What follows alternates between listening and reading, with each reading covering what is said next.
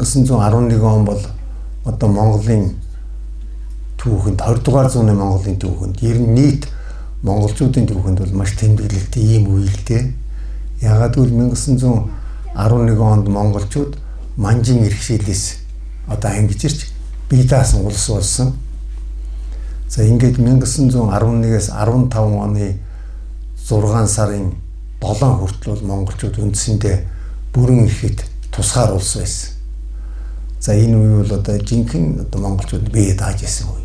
15 оны 6 сарын 7-оос 19 оны 11 сарын 20 хүртэл бол энэ хугацаанд бол монголчууд автономит Монгол улс гэж хятадын иргэшээлд орсон юм үе. Тэгэхээр энэ 15 оны 6 сарын 7 гэдэг нь юу юм бэ гэхээр зэрэг Хятад, Орос, Хятад хоёр Монголыг оролцуулсан юм Хятадын баг хурлагддаг зохион байгуулсан 14 оны 8 сараас 15 оны 6 сарын 7 хүртэл. За энэ хугацаанд бол Монголыг Хятадын харьяанд Хятадын эзэн эрхийг хүлээсэн автономит улс болгох тухай асуудлыг Орос Хятад хоёр бол Монголд тулгасан юм байна. За энэс өмнө бол 1913 оны 11 сарын 5-нд Орос Хятадууд бол Бээжинд Монголын тухай асуудлаар хэлцээ тохироод Монголыг бол Хятадын харьяанд өгнө.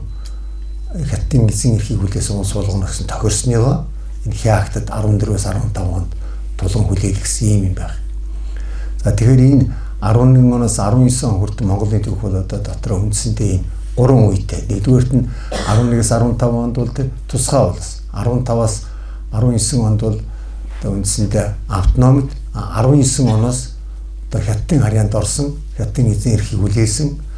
За тэгэхээр энэ Хятадд одоо Монголын автономийг устгаад Хятад нэгдэх тухай асуудал бол одоо Монголын түүхэнд янз бүрээр тусгаж ирж ийсэн. 1990 оноос өмнөх Монголын түүх бол үндсэндээ одоо энэ большевикуудын одоо заавараар бичсэн ийм түүх байна. Тэгэхээр тийм учраас тэнд бол нэлээд одоо ташаа зөрүүтэй бас ийм зүйлүүд бол олон байдаг. Ер нь Монголын түүхийг бол маш гуйвуулж бичсэн.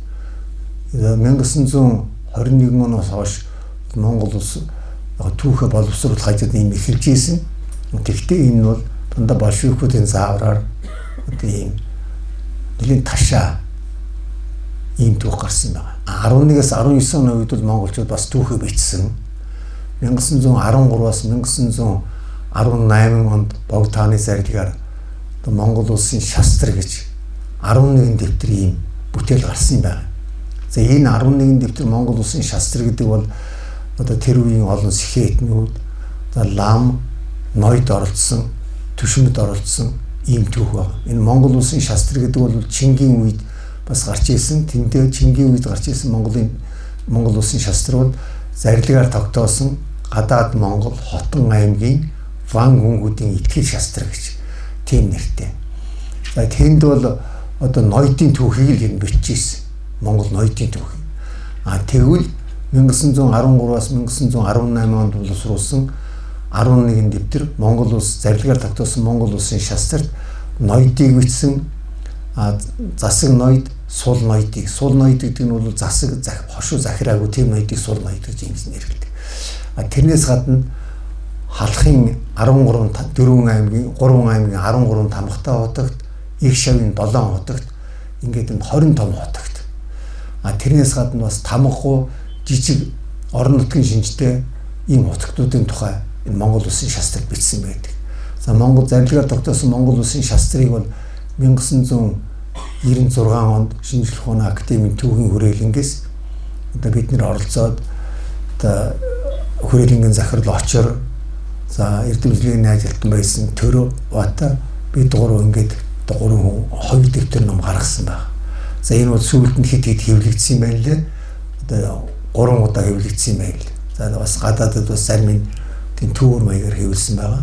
За тэнд бол ийм одоо халахын хотогтуудын түүх байгаа. Шашин сонирхдаг хүмүүс бол тэр зарилгаар тогтоосон Монгол улсын шастрыг одоо сайн шүүгээд үзэх юм бол тэнд халахын одоо за зүүн талаас эхлэх Сэсэн хаан аймгийн 2 хотогтой, Сайн оюун хаан аймгийн 8 хотогтой, Засаг таан аймгийн 3 хотогт ингээд энэ 13 хотогтын түүхийг бичсэн байж байгаа. За тэр хотогтууд бол анхан одоо энэтхэгт эхний дөрүүдэн тодорсон, Дараагийн дөрүүд нь төвдөд. За тэгээд сүүлчийн дөрүүд нь Монгол тодорсон.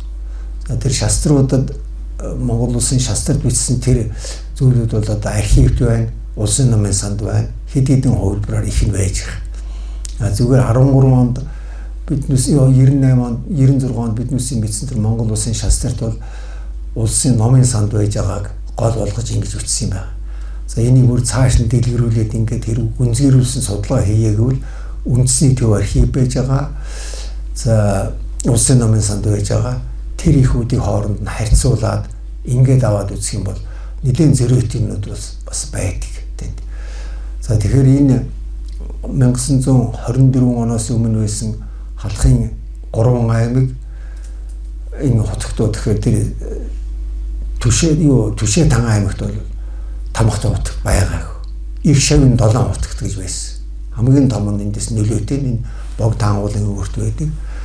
Одоо Мандшир хотгт гэж Донхор утгт Мандшир. За энэ хүний ойг энэ 18 онд бас тэмдэглэж Төв аймагт хурлын тэр болсон юм байна лээ. Зүгээр ер нь тэр их шавын 7 утгтыг тусгайлан судалсан хүн бол одоо байхгүй юм шиг байгаа юм. Тий. Энийг бол бас авч үзүү штэ. Одоо ийм байгаа. За Түшээ Тан аймагт бол их шавын 7 утгт байдаг мөртлөө тамхтай утгт байгаагүй. За Сэсэн хаан аймагт байгаа тэр ялгуусан утгт Ивгзэр утгт гэж. За энэ хоёр утгт бол бас одоо эртний түүхтэй ийм утгтууд.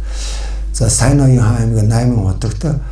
За тэгээд Засагтан аймгийн 3 утгт. Засагтан аймгийн 3 утгт дотроос бол хамгийн алдартай нь одоо Жалганц утгт Дамдан Базар гэж.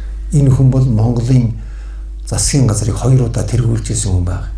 1920 оны 2 дугаар сард 21 оны 2 дугаар сард Монголын автономийг сэргээгээд Монгол улсын засгийн богдыг хаан ширээнд нь залаад ингээд засгийн газар байгуулагдахад Жалганц утгтыг Монгол улсын засгийн газрын тэргүүн буюу ерөнхий сайдаар томилж байсан.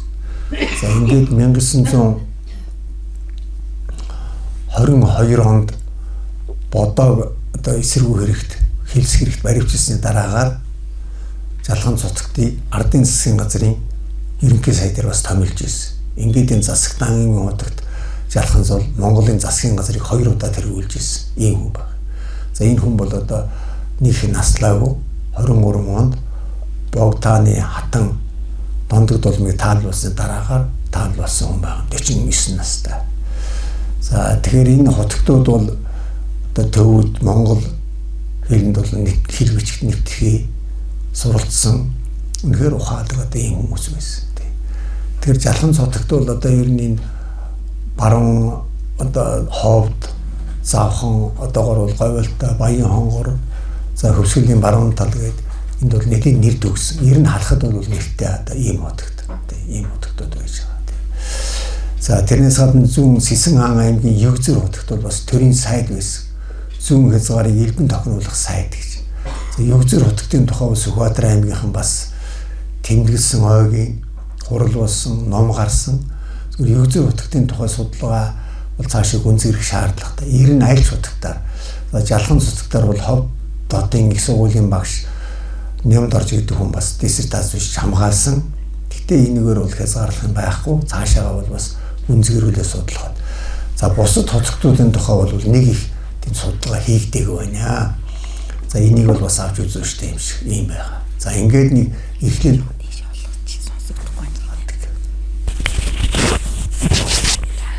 эхлэл болгоод яхад нэг ийм зүйл байна. Тэгээд яг дараагаар нь бол би бас цаг гаргая. Тэгээд та нар бас өөрснөө ярьж болно. Дараагаар нь одоо юм асууж болно. Ингээд энэ ер нь одоо энэ шав төвтэй сургалт гэдэг чинь бол юу гэхээр зэрэг ерөөсөө баг харилцан ярилцах. Өмнө нь урд нь бэлтчихэд тэгээ нэ шавнэр сонсогчдод маань асуугаад багш нь хариулаад ингээд мэтгэлцээд ингээд явах юм бол одоо бүр үр дүнтэй болно.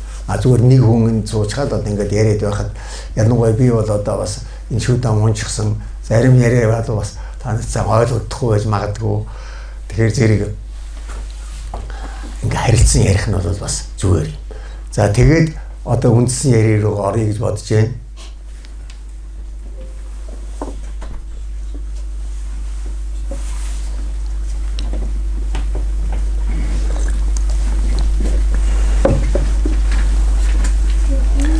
За 11 он гэдэг бол одоо Монголын түүхэнд би түрүү хэлсэн бас онцгой тэмдэглэлт үе гэж. 1911 оны 12 сарын 29-ноос хойш одоо тэр Григорийн тооллоор шүү дээ. Бол Монголын түүхэнд шинэ үе ихсэн онцгой шинэ үе. За энэ үеэс эхлээд Монголын бурхны шин асуудыг бол манжийн одоо хаттаас ямар ч хамааралгүйгээр, төвдөөс хамааралгүйгээр өөрсний бие дааж асуудлаа явуулдаг ийм болсон юм байна. За энэ тухайлах юм бол одоо 1911 оноос өмнө монголчууд энэ шашны бүх асуудлыг бол Бээжингээс манжийн хаадаас лавладаг байсан. Тэгвэл 11 оноос хойш бол Монголын төр шашны хослон барьсан одоо Богдхан бол бүх зүйлийг мэддэг болсон. 11 оноос өмнө Монголд хүрээ хийд хүрээ сүм дуган байгуулагдахад тэр нэрийг манжийн хаанаас одоо шагнуулдаг. Эхлээд одоо дуган бүтээх сүм байгуулах зөвшөөрлийг бол манжийн хаанаас авдаг. Газрын өөрөөсөө сонгоод шинжүүлээд ингээ авдаг манжийн хаанаас бол нэрийг шагнуулдаг байсан. 11 оноос хойш бол үндсэндээ Богдхан, Далай лам, за хаяа зарим нэг хийдийг бол Банчин эрднээс одоо нэр шагнуулд, нэр гуйж шагнуулдаг болсон. Тэгэхээр зэрэг 1900 одоо 20-ад оны үеийн сүм хийдүүд бол хэд хэдэн янзын нэртэй байж байгаа. За энэ дээр манжийн хааны шагнасан нэг нэр байж байгаа. За Богдханаас дахиад бас нэр шагнасан 11 оноос 17 он хүртэл олон сүм хийдэд нэр шагнаж ирсэн юм байна л. Ингээ Богдоос шагнасан нэг нэр байж байгаа. Ингээ хоёр дахь нэр. За зарим хийд дуун сүмүүдийг бол одоо газрынхын нэрээр нэрлсэн байдаг. Одоо юу гэдгийг ногоон дугуйн хийдч гэдэг юм уу? Нэг бол дүнгэнхийн хийдч гэдэг юм уу? Тэгээ нэрлэж гисэн. За нэг бол тэргүүлжсэн ламынхын нэрээр уран ламын хийдч гэдэг юм уу? Нэг бол динзэн ламын хийдч гэдэг юм уу? Тэгээ бас нэрлэж гисэн. Инхээр энэ бол бас нарийн заагтай юм шиг байна. За энийг бас нарийн сүүлд нь бас ялгааг нь гарах усуд бол бас хичээж оролдож байна. Сая түрүүн байсан усуд мэдэн Натан Андерсийн манай Ганбат бол бас зөвхөн инженер төмөр замын хүн ч гэсэн энэ Монголын шашны сүүлийн үеийн түүхийг бол бас нэлээд анхаарал хүнэмтэнтэй уулзаад ингээд энэ аман яриа авч байгаа юм. Тэр усуудын одоо бичсэн дуутай дүрстэй яриа одоо манай Ганбатад би дархны нэг өндөр наснаас яриг нь авсан. Ингээд нэг хийд нэг дуган сүм бол одоо хит хитийн янзын нэртэй болчихдаг учраас энэ шүү гэдгийг хэлж өгсөн байгаа. Тийм ийм юм байгаа.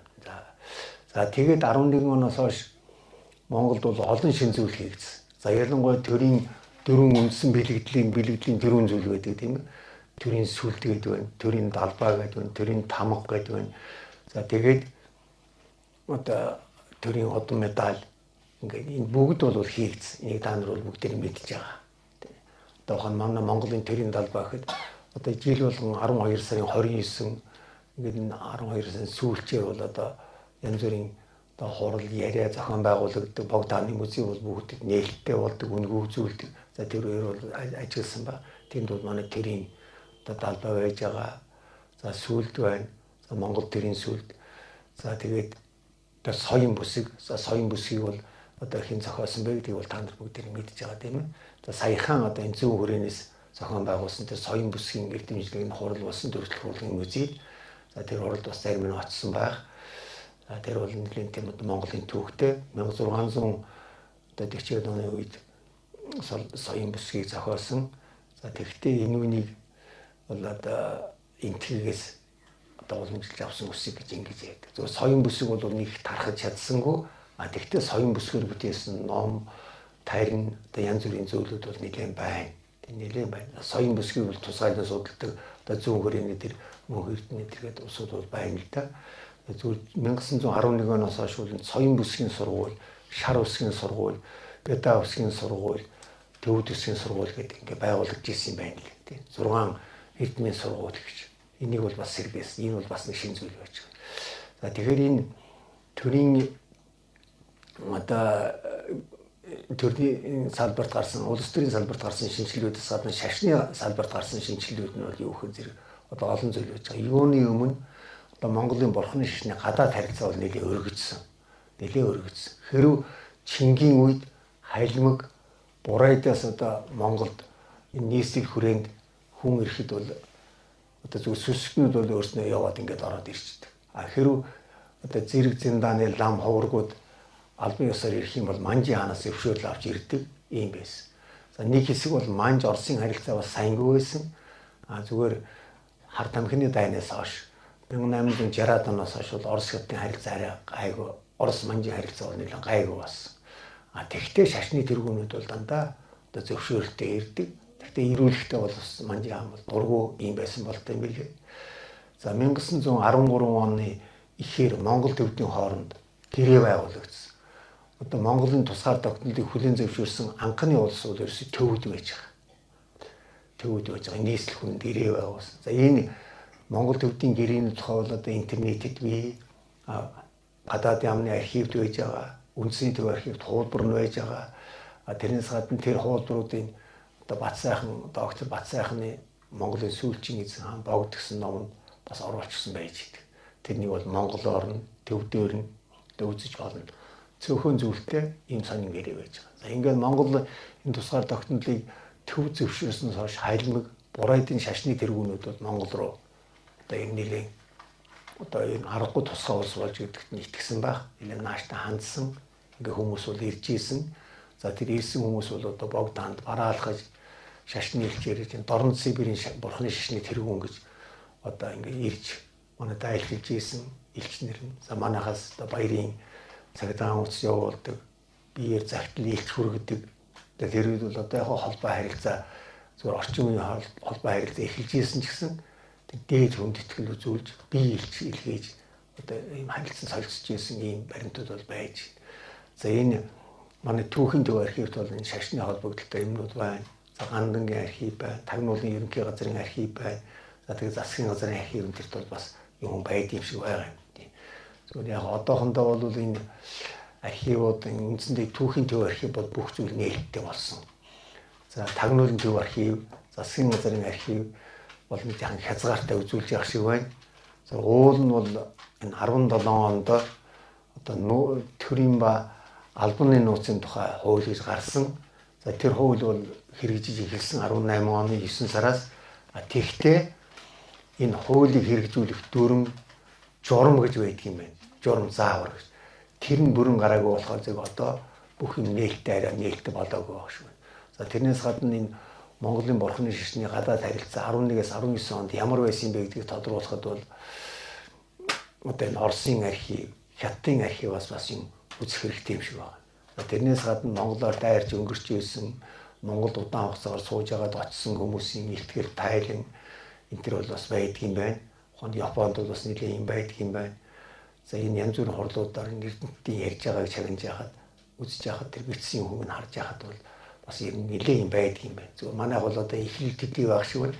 Энэ үнийг бол гүйцэх одоо ер нь нэлээд хангалттай болох улсууд бол одоо энэ сууж байгаа та бүгд л одоо хувь нэмэрч зөндөө орно. Ялангуяа энэ сонирхдаг улсууд Монголын бурхны шашин ер нь 11 оноос хойш яаж өөрчлөгдсөн юм бэ? 21 оноос хойш юу болсон юм? 39 онд яагаад таагдсан юм бэ гэдгийг судахад бол тэр янз бүрийн материалд урьж судлан. За тэр бүх баримтууд бол одоо манайхаас гадна тэр хөрс эргэлдээ улсууд, алсын улсуудад бас байдаг юм байна. Ялангуяа Японд бол нэлийн байдаг болтой юм байна. За тэгээд энд бас нэг зүгээр одоо бас нэг зүйл хэлэхэд 1922 онд Японы зарим пүүс компанийн төлөөлөгчид Монголоор ирээд буцахдаа аваадсан баримтууд байдаг юм байна. Тэр 1918 онд одоо зохиож богд хааны зарилгаар одоо эцсийн баталгаа хийсэн зарилгаар тогтоосон Монгол улсын хууль зүйлийн бичиг гэж 65 литр юм хууль зүйн бичиг бий, хууль бий. За энд бол эрүү иргэний бүх хэрэгүүдийг хамруулсан одоо Монгол улсын анхны бие даасан том хууль байна. За энэ хууль зүйлийн бичгийг 1996 онд бас нэг компанийн эзэн залуу өөрийнхөө зардлаар 100% хэвлүүлсэн юм байна кирилл бичгээр. Тэр залуу яаж хэвлүүлсэн бэ гэхээр тэр одоо их хурлын гишүүдийг таньдаг хүн байсан юм байна. Тэр найз нөхдөний их хурлын гишүү. Тэгээд тэднэр бол хууль яаж бол усруулд юм бэ гэж асуусан. Бид нэр ингээд энэ дэлхийн одоо их 7-гийн тэгэхэд их 8 гэж байсан Орос ордог байсан.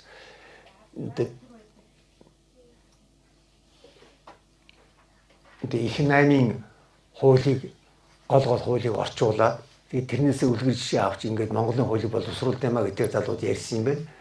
Тэгээд тэр залуу одоо ингээд манайхны одоо харах юм байдгүй мө гэсэн 90 баг байдгүй гэж ойлгуулсан юм байна. Тэгээд тэр залуу зүгээр нэг уулзаа ярьж байсан чинь тийм хууль байд юм а гэсэн. Үгүй тийм хууль байдаг бол тэрнийг одоо би хэвлүүлье гэж.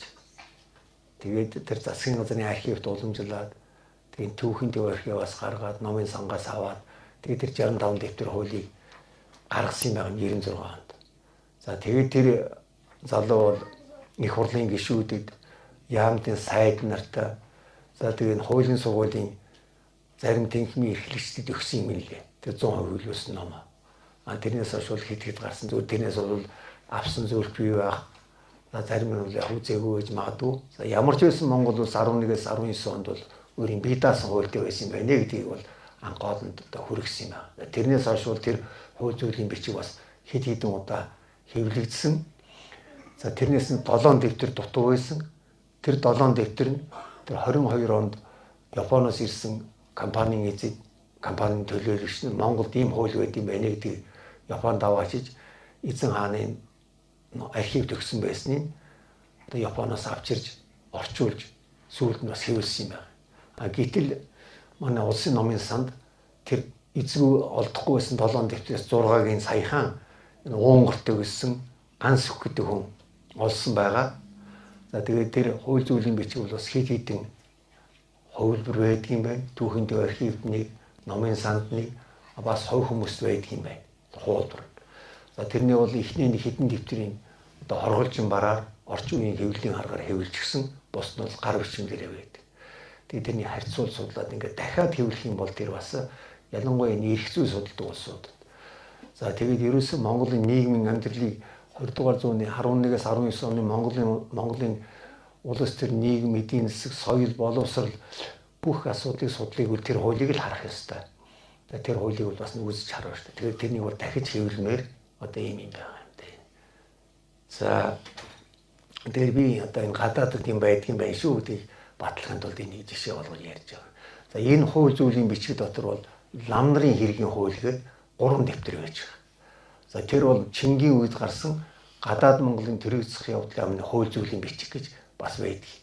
За тэнд байгаа хууль зүйлийн бичгээс авсан зүйлгүй зүгээр манайхан бол нэлийн өөрчлөөд ингээд авсан. За энэс гадна лам нарын хэргийн тухай бол нэлийн олон хуулиуд байдаг.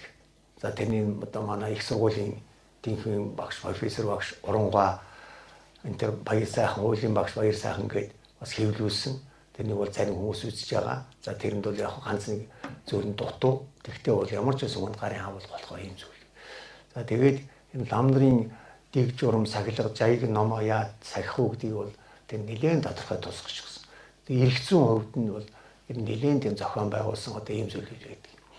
За тэгвэл 1911-ээс 19 онд гарсан нэг шинэ зүйл бол энэ лам нарын тухай асуудал нийтдээ байж байгаа. Лам нарын дэг журам сахилга ном за ухаан жаяг гэхэд одоо тэр Монголын хөрийн хийдүүд бол үндсэндээ 3 жаягтай байсан юм шиг байна. За Далай ламын зохиосон жаяг, за 4 юм байна жаяг гэж. За тэрнээс гадна Банчин богдын жаяг, за тэгээд Өндөр богдын анх дугаар богдын зохиосон жаягаар явдаг. За 1924-25 оны үед бас энэ Сайн ноён хаан аймгийн одоогийн Өвөр хангаар хангаа аймгийн зарим хийдүүд бол одоо зарим нь Өндөр гэгэний жаягаар явна гэдэг, зарим нь Далай багшийн жаягаар явна гэдэг, зарим нь 8 дугаар богдын айлцсан жаягаар явна гэсэн одоо ийм арга энэ гарч ирсэн тийм зүйлүүд бол байдаг. Зүгээр энийг бол бас наривчил судалсан хүмүүс бол байхгүй. За 1938 оны үед хөрийн хийдүүд хаагдахад одоо энэ дотоод тэр үеийн дотоод явдлын яамнаас бүх хөрийн хийдийн жаягийг бишүүлж авсан юм байна. За тэр нь Тагнуулын төв архивт байна. Тэгэхээр Тагнуулын төв архивын зөвшөөрснөөр одоо энэ Ганбаатар бас нэг хэсэг хугацаанд үзсэн. За тэнд бол 2-3 янзын жаяг байна. 2-3 янзаар бичсэн байна. За жинхэнэ тэр хөрийн хийдэд сууж исэн лам нарын бичсэн жаяг бол одоо их үнэмшилтэй. Жинхэнэ одоо тэр шашныхаа одоо байдлаар л бичсэн. Одоо тийм хүн анх одоо энд суусан, тийм хөрөнгөтэй байсан, тэр чинь лам хордог байсан. Ингээд одоо сургуулийн одоо шавь нэрүүл төчнөө, даалам төчнөө энэ төрөд нарийн бичсэн байж. Гэтэл зүгээр тэр үеийн сумын намын өөрийн даргач байд юм уу? Залуухан хүмүүсээр бичүүлсэн нь бол зүгээр хайнга зарим оныг бичээгүй. За тэгээ нэг нэлээд одоо ихтгэл муутай тийм жайгууд байна. Тэгтээ тэр бол ямар нэгэн мэдээлэл өгнө.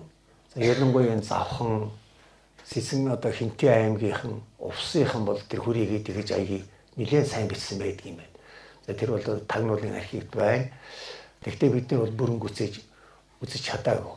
Яагаад гэвэл энэ тагнуулын архивын ерөнхий газар бол бас засварт орж барилгын одоо шинчилнэгээд ингээ хаачихсан. Явандаа бол энийг одоо мэдээж энэ одоо нууцын тухай хууль бүрэн хэрэгжиж ирэхэд бол бүх баримт материал одоо нээлттэй болох байх. Тэр үед бол одоо чөлөөтэй болно мэдээж. Тэгэхэд бол одоо үзэх хэрэгтэй байна. Зөвхөн яг одоо бүр үнэхээр чадaltaй өндөр улсууд байна. Ер нь хичнээн чадaltaй хүн байсан ч гэсэн ганцаараа бол юм хийхэд ер нь маш их. 2 юм 3 хүн нийлж юм хийвэл бас хэрэгтэй.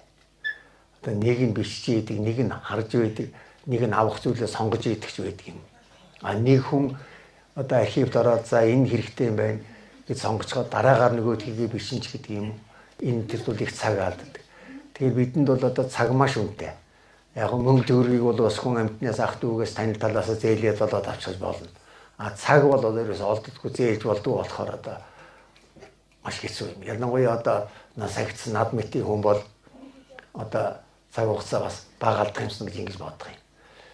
Тэгээд одоо та нар залуу бол ирс хүчтэй байна. Тэр нийлж ажиллах шиг одоо сайн байхгүй ерөөс.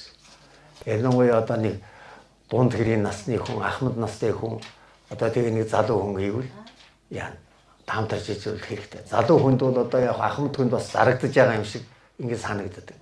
За би бол одоо бас бүр дээр үед багшийн сургууль гэж байсан тэрнийг төгсөө Хөвсгөл аймагт 5 жил ажиллаж байгаад их сургууль төгсөөд дараа нь аспирантур төгсөөд ингээд намын түүхийн институт гэж газар ажиллаж исэн юм байна.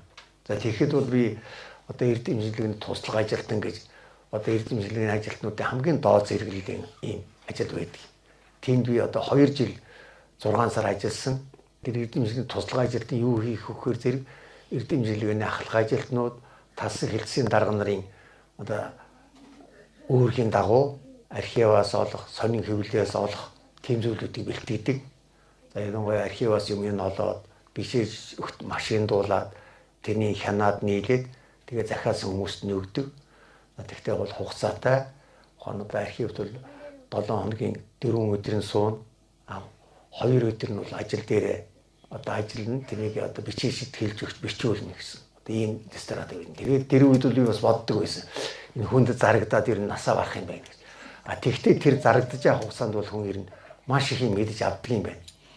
Тэр улсууд бол хэлдэг. За чи ийм дутуу үзсэн байна. Одоо дахиад энэ үнийг үз. Энэ тоон буруу юм шиг байна. Тэгээд ялангуяа одоо та нар бол Монгол бичгт сайн гайгүй болцсон ба. Монгол бичгээр бичсэн зүйлүүд бол одоо гаргахгүй маш их байдаг. Тэгээд ялангуяа Монгол бичгээр бол нэлээд сайн болох хэрэгтэй. Та нар бол бас гайгүй байгаа баг. Тэгтээ хэрэглээ бага болохоор зэрэг бас мартагддаг. Тэгээд та нар бол одоо гадаад хэлтэй Монгол уйгурчин Монгол бичгтэй ийм тэгээд түүхийн сур мэдлэг гайгүй болох юм бол ажил хийхэд бол бас одоо гайгүй ингээ сайхан болчих нь тий. За нэг юм зүйл гэж байна. За энэ өмнөх яриа руугаа ингээд ороход 1911-ээс 19 онд нь гадаад харилцаанд бол нэг сонин зүйл байж байгаа. Юу гэхээр зэрэг манайхан энэ гадаадд байгаа Монголын болон дэлхийн буддизмын холбогдолтой зүйлүүдийг нийслэл хүрээнд Монголд заалж цуглуулах, авчрах, шилжүүлэн залах ийм ажил нэлээд хийсэн баг. Тэгээ энэ дотор зүгээр хамгийн том нь юу гэхээр зэрэг одоо Бурхан багш Шагжмүнийг одоо 38 сүүлдэртэй байхад нь манай эртний өмнөх 525 онд амьд дүрийн зандан модоор бүтээсэн, урлсан тийм зандан зуу гэж том бурхан энтэгт байдгийн байсан юм байна. За тэгэхээр манай эртний өмнөх 525 онд гэхэр чи одоо хэдэн жил байдаг та нар мэдж байгаа тийм ээ. Бурхан багш 38 сүүлдэртэй байх. За тэр энтэгт бол одоогийн энтгийн нутаг дээр олон жижиг улсууд байсан. За тэрнийг улсын хаан бол зарлиг болгож 30 гаруй урчуудыг цуглуулад ингээд зандан модоор зүүдлгүй тийм бурхан багшийг бүтээлгсэн байгаа. За тэр бурхан багшийн дүр өрг бол төв дээр дамжаад хятад ирсэн байсан юм байна. За энэ хятад дээрээд одоо хятадын хаад за тэгээ Мин улс Чин улсын үед ингэ шүтжижсэн. За тэгээ 1900 онд их тооны бослого та нар бүгдээрээ мэднэ. За энэ их тооны бослогын үед одоо олон орны цэрэг Бээжинд орсон байж байгаа. 8 орны цэрэг. За тэрэн дотор орсон Оросын цэргүүд дотор Бурайдын Казак цэргүүд гэж байсан юм байна. За тэр Бурайд цэргүүд бол ерөөсөө тэр Зандан зуу байсан сүмийг эзлээд тэн дотор байсан Зандан зуу бурхныг авсан юм байна. Аваад ингээ нийслэл хүрээгээр дамжуулаад нийслэл хүрээнд бол нэг сар болсон гэсэн юм мэдээ байгаа. Тэгээ манай лам нар бол нийслэл хүрээнд үлдээх санаатай байж гівч чадсангүй Бурайдууд аваад явуулсан юм байна. Бурайдууд аваачаад хэд хэдэн газар дамжуулаад Игтийн дасан гэж одоо энэ Улаануудаас баруун хоошоогоо байж байгаа газар аваач залсан юм байна. За тэгээ Бурайдууд аваачсныхаа дараагаар тэр бурхны зисээр дуурайлгаж нэг дуурай амир хийсэн юм байна. Тэгээ жинхэнэ зандан модоор хийсэн нь бол хадгалаад зисээр хийчихсэн ингээ байжсэн 20-од оны ихээр одоо энэ октябрийн хувьсгалын дараагаар 10 хэдэн орны цэрэг интервенц Оросд ороход Японы цэрэг бас тэнд орж за тэгээ Игтийн датсангаар очсон байна. Тэгээ Зандан зуу бурхныг авах санаатай. За тэгээ Япон цэргүүд очиход нь тэр металлаар хийсэн дүрийг үзүүлсэн юм байна. Одоо манай Зандан зуу энэ гэж. Тэр Японууд бол тэрнийг мэдчихсэн болохоор энэ жинхэнэ Зандан зуу биш байна. Эдний халах хийсэн байна гэж бодсон уу яасан тэгээд өнгөрсөн юм байна. За тэгээд тэр бурхан бол тэр бурхан хадгалагдж ирсэн юм байна. За ингээ 37 оны үед Сталин минь шашныг одоо устгах үед Бурайдын сүсгтэнд бол тэрнийг бас нэг авч үлдсэн юм байна. За ингээ энэ байж байгаа ардчил шинжил ихсэн үед Ельцний үед тэр бурхныг одоо ил гаргаж нийт үзүүлж агаад тэр нисдэг тэргээр Улаануудээс Игтийн дацанд хэд аваачиж одоо залсан юм байна. За тэнд бол одоо маш тэр орчин үеийн технологиор тийм сүв бариад ингээд энэ чиглэг агаар нэвтэрдэг тийм сүмэд байрлуулсан. Тэгээд Бурайдын бурхны шашны 3 тэргүүн зөвлөгч. За тэр бол нэг нь нөгөө гинтэд согог суугаагүй одоо мотгтын шарил, хоёр дахь нь бол төвдийн одоо ангаах ухааны эрүүл биеийн атлас тэр төвдөд хэлсэн. За гурав дахь нь бол энэ Зандан зуу бурхан. Энэ өөрөө бол одоо Бурайдын бурхны шашны 3 одоо эрхэм зөвлөгч ингэж орсон байдаг юм байна тий. Одоогор бол хосгүй үнэт гэж ингэж ярьдаг тий.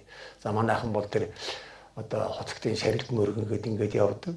А зүгээр Зандан зуу одоо очиж үзье мөргий гэж явж идэг тийм одоо туристүүд тойрон аялал зохион байгуулдаг усуд байна уу тэрний бол мэдсэнгөө. Одоо 90 улсуудаас асуухад бол тэр Игтийн дацанд очиж Зандан зуугийн барааг нь харсаг тэр хүн бол ховор юм шиг байна. За Гандангаас од гариг үлээ гариг одч үлээ нэг залуу лам явсан ба. За тэр хүн бол бас үзнэ гэж ярьж ирсэн бодвол үдсэн байж магадгүй. За тэгээд Зандан зуу бурхан бол тэр энтгэхт хэд хэдэн хувь бүтээсэн юм байна. Тэгээд тэрний зарим нь бол одоо бас одоо энтгэхт байдаг юм байна. Хятад байдаг юм байна. За Японд бас байдаг юм байна. Японд бол 1000 жилийн өмнө аваадсан Зандан зуу бурхан. За тэрний өмнө 18 онд ан хэдэн тэрүүн хамбага. За тэгээд тэр Эрдэм соёлын хүрээлэнгийн эрдэмтнэр бичгэн дарга Амгалан лам хоёр бол тэрний өмнө бас гэрэл зураг татуулсан тийм зүйл байсан. Тэр энэ интернетэн дээр тавьсан бол тэрнээс нь та бүхэн үзсэн байх.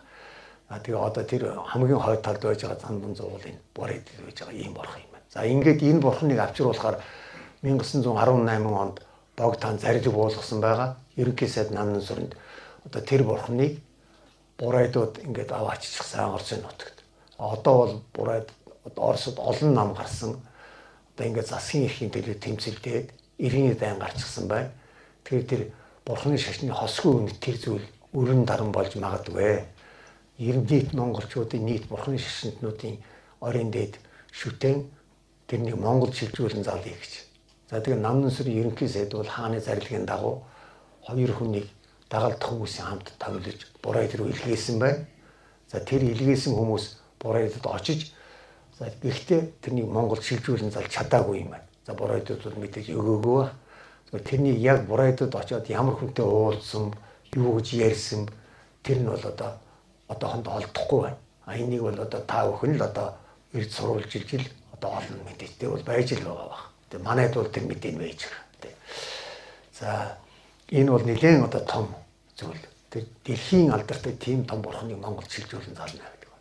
За тэрнээс гадна Монголд бол одоо тэр Ленинградад байгуул Санкт-Петербургт байгуулсан Гүнжээ Чойрон гэж одоо тэр сүм байгуулсан. За тэрнийг бол 13 дугаар Далай лам Монголд морилоход Дүрдэн жамцыг Монголд морилоход санаачлагаар Орос, Монгол, төвдийн сүсгтнүүдийн за тэгээ засгийн газраас өгсөн хань дээр байгуулсан сүм байж байгаа.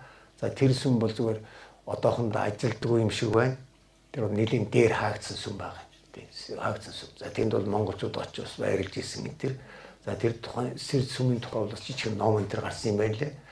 За тэр сүмд бол бас монголчууд ханд өөргөж ирсэн, лам суулгаж ирсэн тэр юмуд байж байгаа. Энэ бол одоо 11 оноос хойш хийгдсэн бас нэг юм шин зүйл байж байгаа. За 11 оноос хойш хийгдсэн бас нэг энэ бурхан шашинд хийгдсэн зүйл бол энэ нэгж жангарын сэг сүмийг одоо бурханы бүтээсэн баг. За энэ бурханыг бол одоо зарим улсууд бичсэн байдаг. 1912 онд Богдааны зарилгаар бүтээсэн Монгол улсын тусгай тогтнолын бэлэгдэл болгож бүтээсэн гэж. Чухам үнэндээ бол энийг яг Бадар Хэвт ёсны сүүлчийн он 1910 оны 100 Богдаан хөндөм буулгасан юм байна. За тэр Богдааны мэлми одоо нүд ивэршсэн юм байна. Тэр ивэршин гэж одоо хангаах нэр томьёо орол нэг үг байдаг ба. Нүдний ивэршил одоо хүндэтсэн гэж. За тэгээ Богдын мэлмийг одоо гэгэн болгохын тулд мэгж жанганы сув бурхан бүтээгүүл зүгээр юм аа гэж. За ингээд одоо тэр үед Түшээдан аймгийн Жанжин байсан хандад орж санал гаргаад их дагн бас дэмжээд ингээд энэ бурханыг бүтээх ажил 1910 онд эхэлсэн байна. За ингээд энэ бурхан бүтээх ажил бол 1912 онд үргэлжлээд 13 оны 101 сарын шинийн 8-наас 15-нд 18-нд ёслол дууссан юм байна. За тэр бурхан бол 80 чи өндөртэй. За манайхан бол 80 тохой өндөр нэгж жангарын сэг бурхан гэж ярьдаг. За нэг чи гэдэг бол тэр тойл бичгт бичснээр 37 см уртын хэмжээг нэг чи гэдэг юм хятадын хэмжүүр юм байна. Тэгэхээр 80 тохой гэдэг бол үндсэндээ одоо ойролцоо юм. Тэгтээ тэр суурнаасаа юу хүртэл хэмжээ юм байна л. За ингээ энэ бурхныг ингэж бүтээсэн. Энэ бол нэг цоо шин зүйл. Энэ том бурхан бол дэлхийн бурхны шашны түүхэнд гарсан бас нэг шин зүйл. Монголын төдийг. За тэгэхээр бурхан багшийн том дүрнүүд байдаг. Одоо Иесус Христийн том дүрүүд байдаг. Энэ тэрийг бол та бүхэн мэдж байгаа. Бурхан багшийн ухаан хамгийн том дүр хаана байдгүй одоо жуулчд яаж очдөг энэ гэдэг бол та нар бүгд мэдж байгаа тэр том дүр. Тэгэхээр манай энэ бол зүгээр мэгж чангараас бурханы том дүр. За энийг бол Монгол нутагт бас өмнө нь бас Сэсэн хаан аймгийн одоо нэг Хэсүү Тоонгийн угсааны тогтох төр 1860-аад оны үед бүрэн засагчийн үед өөрийнхөө оршинд байгуулсан байж байгаа. За тэр жагсад жангараасыг гэж тэр бол сууга хөрөг юм байна. Одоо тэр цэргийн хилийн зэрэг дээр байж идэг халах гол тэр хөлн боор юуна халах гол сумнууд. За би бол 68 онд тэр экспедицээр очиж исэн юм байгаа. Тэгэхэд сэргийг өгөөсөн сүүлд нь 90 хэдэн онд түүхийн хүрээлэн бас улсын төсвөр зардал гаргаад сэргээс нь тэгтээ бас нэг сайн болоо юм шиг байна лээ би бол очиж үзээгүй. За яг бас сүүлд нь жахан гэмтсэн тэр юм ийм. Зүгээр тэрнийг бол нэлээд сайн сэргээ бол бас хэрэгтэй. Тийм бурхныг тэр тогтох төр бүтээлгсэн байдаг. За тэгтээ дандаа чулуугаар хийсэн. Тийм сайхан бурхан та нар зарим нь очиж үзсэн байх. За тэр бурхан бол дээгүүрээ маань 6 үсгтэй. За нэг тийшээ нэг 30 гаруй алхам тийм дөрвөлжин тэгтээ тийм бурхан байсан. Ерөнхийдөө холоос харахад бол мэдэгддэг. За 39 он халахгүй дайны үед одоо янз бүрийн цэргүүд бас бууд чулуугийн авч авахулж нэлээд муутгсан. Одоо ийм юм байна л. За тэгэхээр жангараасыг бурхныг бол одоо 2 том дүрийг бүтээсэн ийм юм байна. За тэгтээ 10 онд бүрэн засагчийн хэвтийн үед манай Богдаан одоо ийм хөндөм буулгахдаа тухайн үеийн манжад хэлсэн ч хөө одоо ийм бурхан бүтээх гэж байна гэдэг. Зөвхөн ерөөсө халах 4 аймаг шав 5 ингээд 5 газраас хөрөнгөний гаргаж энэ бурхныг бүтээнэ гээл ингээд 100 сая 100 мянган доллар 100 мянган лам мөнгө гаргасан. Сүүлдээ бол энэ зардал нэмэгдсэн. За ингээд хэдийгээр 13 оны 100-ны дунд сарын нэгдсэн энэ 18-нд ч гэсэн 14 онд бас үргэлжилж ирсэн тэнтэй 10,000 аюулш урхныг бол гүйцээгүй байсан юм байна лээ. 10,000 аюуш бурхны шүншигтгийг арцыг энэ Түвшинтан аймгийн Баатармангийн хошуунаас одоо ирүүлэх тухай юм бичиг энэ төр байдаг. Тэгээд ер нь 15 оны 1 сар гэхэд бол үндсэндээ ямар ч байсан Монгол улс арай хятадын автономит болохоос өмнө тэнийг бол бүрэн дуусгаж 10 нээлсэн одоо ийм юм байна. За бурхны шашинд тэгэхээр энэ бурхан бол сүүлдээ 1938-9 оны үед хаагдаад тэгээд гинт алга болсон энэ бурхан. Зүгээр энэ Орос руу одоо бүтэн дээр нь аваадсан уу? Эвдэл химхлээд аваадсан уу? Тэр нь бол тодорхойгүй. Тэгээ Оросууд бол соёлын өвөд бас нааштай ханддаг. Ерөөс аль ч улс өөр. Тэгэхээр Оросын одоо ямар нэгэн музейд юм уу, ямар нэгэн бурайд ирэхүү муу хавьд байж магадгүй гэж одоо манайхнаас бас хүмүүс ирж хайсан 2 удаа яваад ингээ холоогүй. Тэр лаад арьсүн гэж хүний тэргүүлсэн хүмүүс бол Орос руу явсан Ленинград, Москва, ирэхүү Улаанууд за тэгээд яваа дацангуудаар яваад тэр бурхныг бол олоогүй. Зүгээр хийдгийдэн том бурхны тэргүүн байсныг бол олсон байгаа. Тэгтээ тэр бол нэгж жангараас бурхны тэргүүн биш байсан гэж. Тэр бол ямар ч байсан буддын шашны том бурхны тэргүүнүүд байсан гэж. Тэгээд Ленинградын Эрмитаж гэж дуурлагын том музей байгаа. Тэрний фондонд бас байж магадгүй гэсэн сураг гаргаад ингэж ирсэн. Тэрнээс хойш бол одоо явсан юм байхгүй. Зүгээр тэр бурхныг бол ер нь харьяасны гівдэд одоо сум болгож сутгачгаагүй байх гэж хүмүүс ярьдаг. Тэр бол хэрүү олдох юм бол одоо хэрэгтэй. Зүгээр сүүлд нь бол одоо ерөнхийлөгчийн зарилгаар тэр бурхныг бүтээсэн.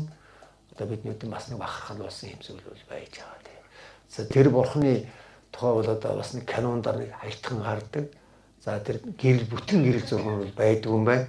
Тэр маш том бурхан болохоор зэрэг тэр үед бол татдаг, түлхдэг тийм аппарат байгаагүй юм шиг байна. Ямар ч байсан тэр та хэсэгчд авчсан зураг бол манай энэ үндэсний төв архивын кино гэрэл зургийн архивт байгаа. Зүгээр тэр энэ кино гэрэл зургийн архивын сайт энэ дээр бол айгүй бол тавьсан байж магадгүй. Тэрний сонирхсан хүн бол бас үзэж болно тийм. За нэг тийм байж байгаа. За тэрнээс гадна энэ дүүнхрийн лойлон гэж бас 20 том бурхан бүтээсэн байгаа.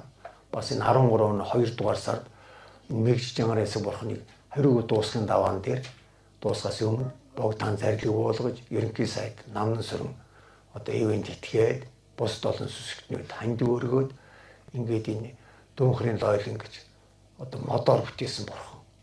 За энэ бол суурьтайгаа 20 өндөр бурхан гэж. 20 өндөр бурхан. Нөгөө мэгж жангараас игээсээ одоо 3-ны 1-ээр нам ийм бурхан юм байна. За энэ бурханыг бол Их Дагнын аймагт тусгай шимүүд байрлуулж ирсэн юм байна. За дүүнхрийн лойлон бүтээхэд оролцсон олон орчуудын нэр архивд байж тэр улсууд бол шагнал өгсөн байгаа. Зургийг гаргасан хүн байдаг юм байна. Уралсан, бүтээсэн. За хятадуудыг бол хөлсөөр ажиллуулж ирсэн юм байна. Мэгж жангаасыг бүтээхэд ч гэсэн одоо ялгаа байхгүй хятадуудыг бас хөлсөөр ажиллуулж ирсэн. Энэ том барилга бол бас хятадуудын барьсан барилга тийм. За тэр дүүнхрийн лойлон бол Их Дагны аймагт байж байгаад ингээд цаг цэвэн болж хүрээхийг хаагдахад бол богдын ордонд шилжүүл залсан юм байна. Ингээд 1966 онд үер болсны дараагаар Дүрслэх урлагийн музей байгуулагдахад тэнд шилжүүлэн залсан одоо Дүрслэх урлагийн музейд энэ дүүнхрийн лойлон байж байгаа. За энэ бол одоо Монголын хосгүй нийт дурсгалд орохоос одоо ийм том бүтээл байж байгаа тийм. За энэ бол бас нэг шинэ зүйл байж байгаа. За тэрнээс гадна Монголын энэ хөрийн хийдүүдийн дэг жаягийг бол нэлээд шинчилсэн ийм зүйлүүд олон байна. За энэ үед бол одоо төвдөө сууж ирсэн лам нар одоо бүр 7 дугаар богдын үед ирсэн. За тэрний хамаатан садан багш нарын шавь нарна гэдэг ирээд залган сууж ирсэн тийм лам нарын тухай бол 11-ээс 19 онд бол бас нэлээд онцгой анхаарсан. За тэр улсуудын явна гэсний бол өөрхийн хүсэлтийн дагуу явуулаад Монгол сууж байгааг нь бол тэр одоо бүх хангамжийн урдуудаас нэмээд за тэгээд орон нутгийн засаг захиргааны засаг ноёд одоо засаг ноёдын дараагаар байдаг том албан тушаалах туслагч нар бол тэднийтэй одоо харьцдаг. Ямар ч ахуй хангамжийн бол тэр гачигдруу байлгахын талаар бол хийж ясан юм зүйлүүд байдаг. За энэ бол хаяа нэг одоо төвдөө сууж ясан гачин лам гэж нэрлэдэг. Тэр Далай лам Банчин богд нарын зарилгаар одоо Монгол сууж байгаа лам нарыг нэг тодорхой нэгэн хүрээ хийдэг тэргүүлж байгаа лам нарыг гачин лам гэж. За тийм гачин ламууд сайн ноён хаймагт нэг удаа нэг засаг ноён бол бас тэр гачин ломтойгоо тэрсэрдээд за тэгээд тэрний богдын зарилгаар бас засгаас ногцруулж исэн тэр ийм зүйлүүд бол байдаг. Энэ бол нэг л тохиолдол ийм байж байгаа тийм. За тэрнээс гадна 1911-аас 19 онд бол шинээр байгуулагдсан хөрийн хэд бол нэлийн олон байна.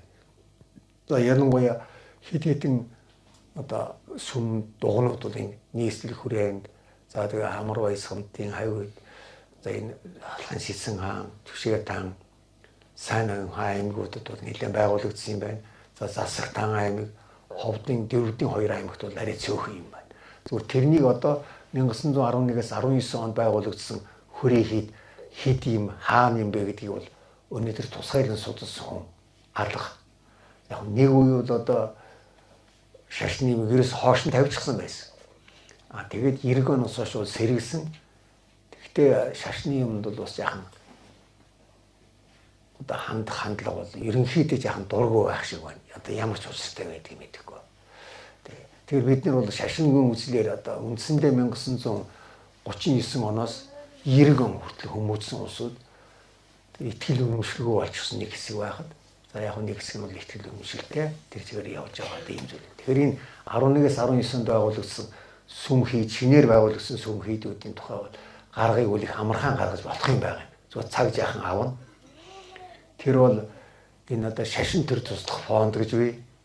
А гэсэн энэ фонд байдгийн үндсийн төв архив А гэсэн автономтын гэсэн за 90 төв архивд бол та нар мэдж байгаа бах. Зөв мэдэхгүй усуд хэрэг болж магадгүй.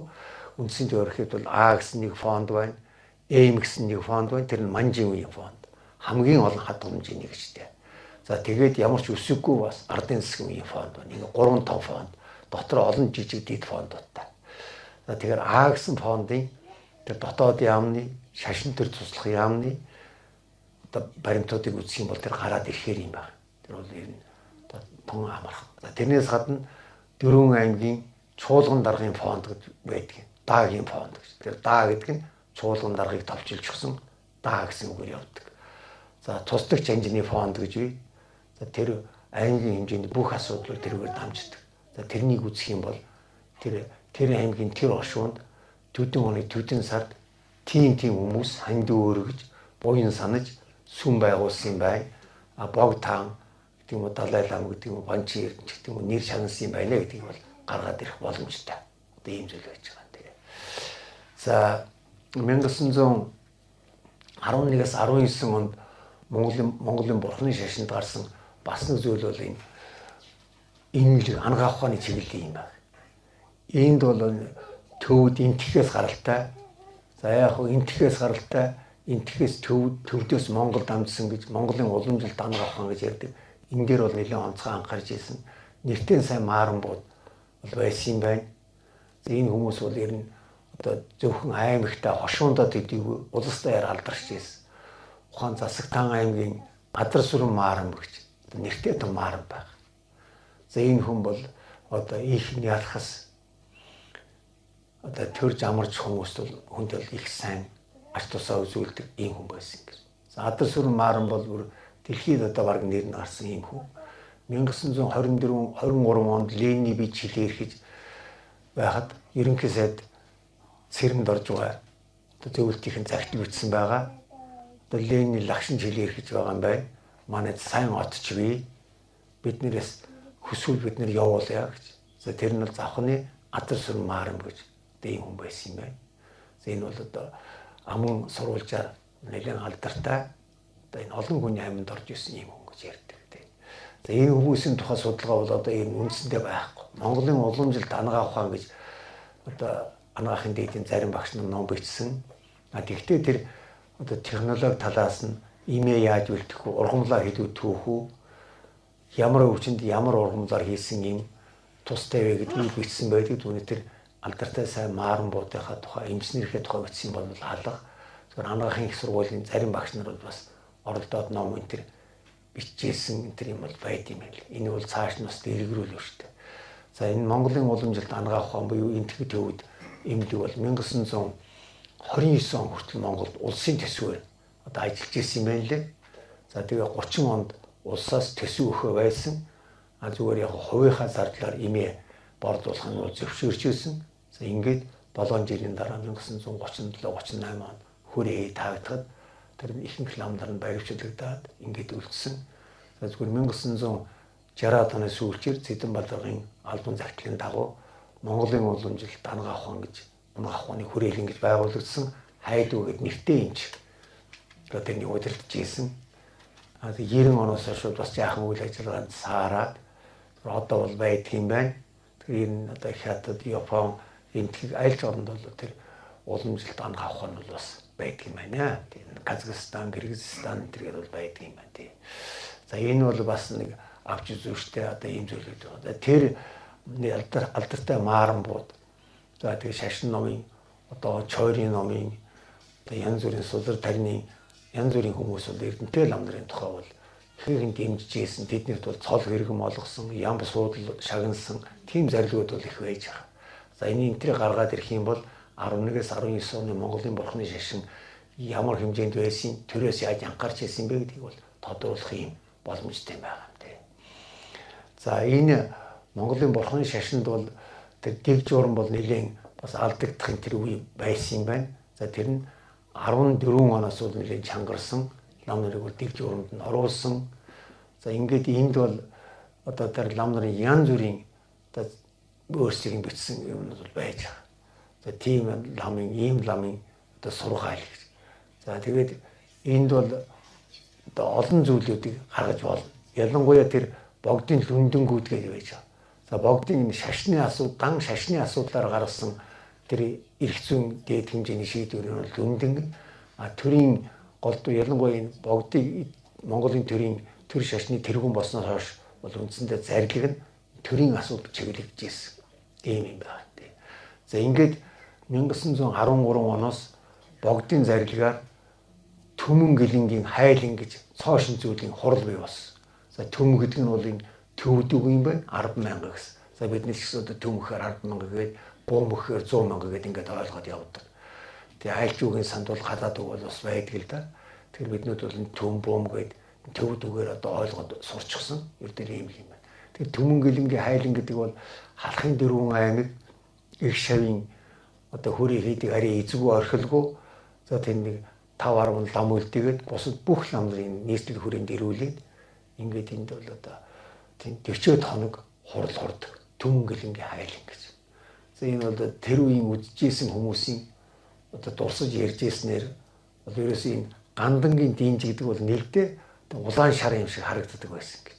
Тэгээ 10,000 хүн гэдэг чинь бол нэг хүн ухаан нэг квадрат метр зай эзэл нэг бол 10,000 квадрат зай эзэл суугаад ингээд зогсох юм бол. За хэрвээ хоёр их юм бол одоо гişнээ болох юм чинь тийм улаан шарын байдаг байсан гэж. За тэрэн дээр бол одоо маш олон хүмүүс ирж одоо буйна аривжуул нүглээ нэмгэлдэг, сүсгэлдэг, итгэлдэг, ханд өөргөдөг. За тэр зардал мөнгө гэж бол их гарна.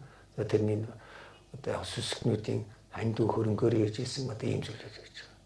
За 11-ээс 19 онд хийгдсэн бас нэг зүйл бол 1916 оноос эхлээд энэ хөрийн хийдийн жасуудаас татвар авах болсон.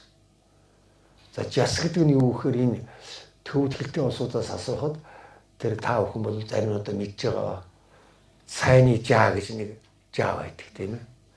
Тэр шорооны саа гэдэг байдаг. Тэгээд тэр цай шороо буюу цайны газар гэсэн үг юм байна жас гэдэг нь. Тэр цайны газар буюу жасууд гэж жас гэдэг нь бол юу гэхээр энэ хөрийн хийдүүдэд сүсгнүүдийн өгсөн зүйлээр бий болсон лам нарын дундын өмч. Тэгээд тэр лам нарын дундын өмчөөр байгуулсан жасаас бол улсад татвар өгч ирсэн. За Чингис үед ч өгч ирсэн 16 он хүртэл өгч ирсэн. За ингээ 15 оны сүүлчээр богд таан зарилыг уулгаад жасаас татвар авах болсон. За тэгэхээр жасаас татвар бол нэг их хэмжээтэй биш. Жасууд бол янз бүрийн үйл ажиллагаа эрхэлнэ. За тэгээд тэр одоо мал байна. Ялангуяа одоо тэр зулын шар тос бэлтгэдэг үнэ, хонь, ямаа. За тэр айрыг бэлтгэдэг гүүтээ. Тэр 5 уршин малтай. За зарим жасууд бол одоо өөрийн тийз гаргадаг мөнгө орлох. Одоогор бол энэ хувьцаа маягийн мөнгө зээлдүүлэх баталгааны тэмдэгт гаргадаг. За энэ цуглуулагч нарын юмд бол одоо байдаг тийм ээ. Одоо хийдийн юунууд тийз гэдэг байж байдаг. Их хүрээний тийз, 48 шар цай энэ гэдэг байдаг. За энэ цуглуулагчны та нар бол зарим нь бас юм цуглуулдаг байх. Бүтэн сайн өдөр туул ресторанаар 12-аас 1 цаг хүртэл цуглуулагчид хоорондоос одоо юм солилцдог, үздэг. За тэнд бол тэр жасын тэнийуд бол одоо тийсүүд байж идэг. Зарим нь бол бүр хэрэглээгүй, зарим нь бол одоо хэрэгжилчихсэн, зарим нь бол урагдсан, зарим нь урагдаагүй тийм. Тэгээд жасын татвар авахгүй болно гэдэг бол тэр жасууд хөл дээрээ зогсоход бас нэлээд дэмжлэг болж ирсэн. За зарим баян жасууд бол одоо аян жинтэй гэдэг. Өөр одоо тэр 11 оноос 21 оноос өмнө бол одоо баруун тишээгээ цонж, зүүн тишээгээ одоо бүр Бээжин хүртэл Чатны нутг руу ортол. За тэгээд дээд Монгол руу ч байдаг юм. Ингээд одоо цай зөөдөг, янз бүрийн бараа даваар авч ярддаг, аричээр гаргадаг. За жасууд бол малаа түрээс журам маллуулдаг.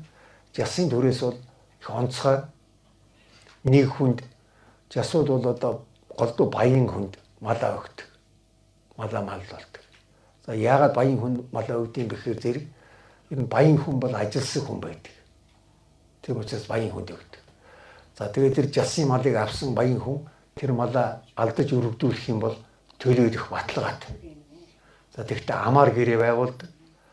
Зарим жасууд ичгээр гэрээ байгуулсан байна. За би 100 төлөх хоньыг баян хүнд өгөөд за би чамаас 60 хураг авна. Ингээд чи 160 хонь надад өгнө. 40 хургийн чи өөрөө ав. Ингэж хэлдэг. Тэгэхээр тэр баян хүн бол одоо 100 хонь аваад бас цаашаа дахиад нэг хүнд өгдөг. Тэгвэл юу гэхээр чи над 80 хурагтай хонь 100 хонь өгөөрэй гэж 180 хонь өгөөрэй гэж. Тэгэхээр тэр бол дам түрээс гэж хардаг. Энэ субарианда гэж. Тэр дам түрээс гэж. Энэ дээр бол яг зүгээр тэр баян хүн бол тэр цаад өгч байгаа хүнд ч бас найдвартай хүн байгаа 3 дахь хүн. Тэгээд тэр хүнээс 80 хурагтай хонь авчихад тэр 3 дахь одоо тэр хамгийн сүүлчийн хүн бол 20 хураг энэ өөрөө аваад 180 хоньыг 2 дахь хүндээ өгнө. 2 дахь хүн бол 20 хургийг өөрөө аваад 60 хурагтай хоньыг өнөө жастаа өгнө. Тэгэхээр жасын мал бол энэ хорогдно гэж байдаг. Дандаа өсөж идэг. Энэ бол нэлээд тийм сонгодог арга. Зөвхөн энэ түрээсийн арга бол анхан энтгэхээс дэлгэрсэн юм байна. За энтгэхт бол мал байхгүй. Тэр тариа, цайны тариалан, арвай будаа янз бүрийн тийм үрт урмлын тариалан тэгд түрээсэлж байсан. За тэр нь бол малдаар шилжээд ингээ хөргөөд явчихсан юм байна л.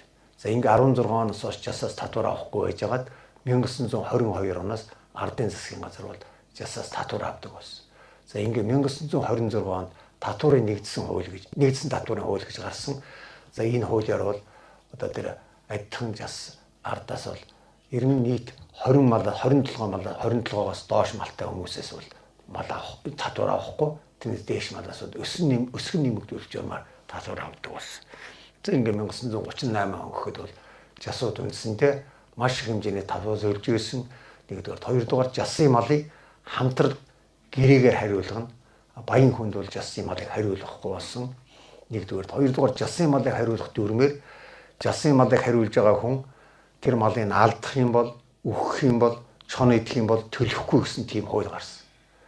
Тэгэхээр зэрэг жасын мал хариулсан хүн бол өөрснөө одоо хүнсэндээ хэрэгжилж байд юм уу? Танаа 3-2 хонь сургаггүй алга болсон ч гэдэг юм уу, зудан төгсөн ч гэдэг юм уу? Ингэж хэлээ.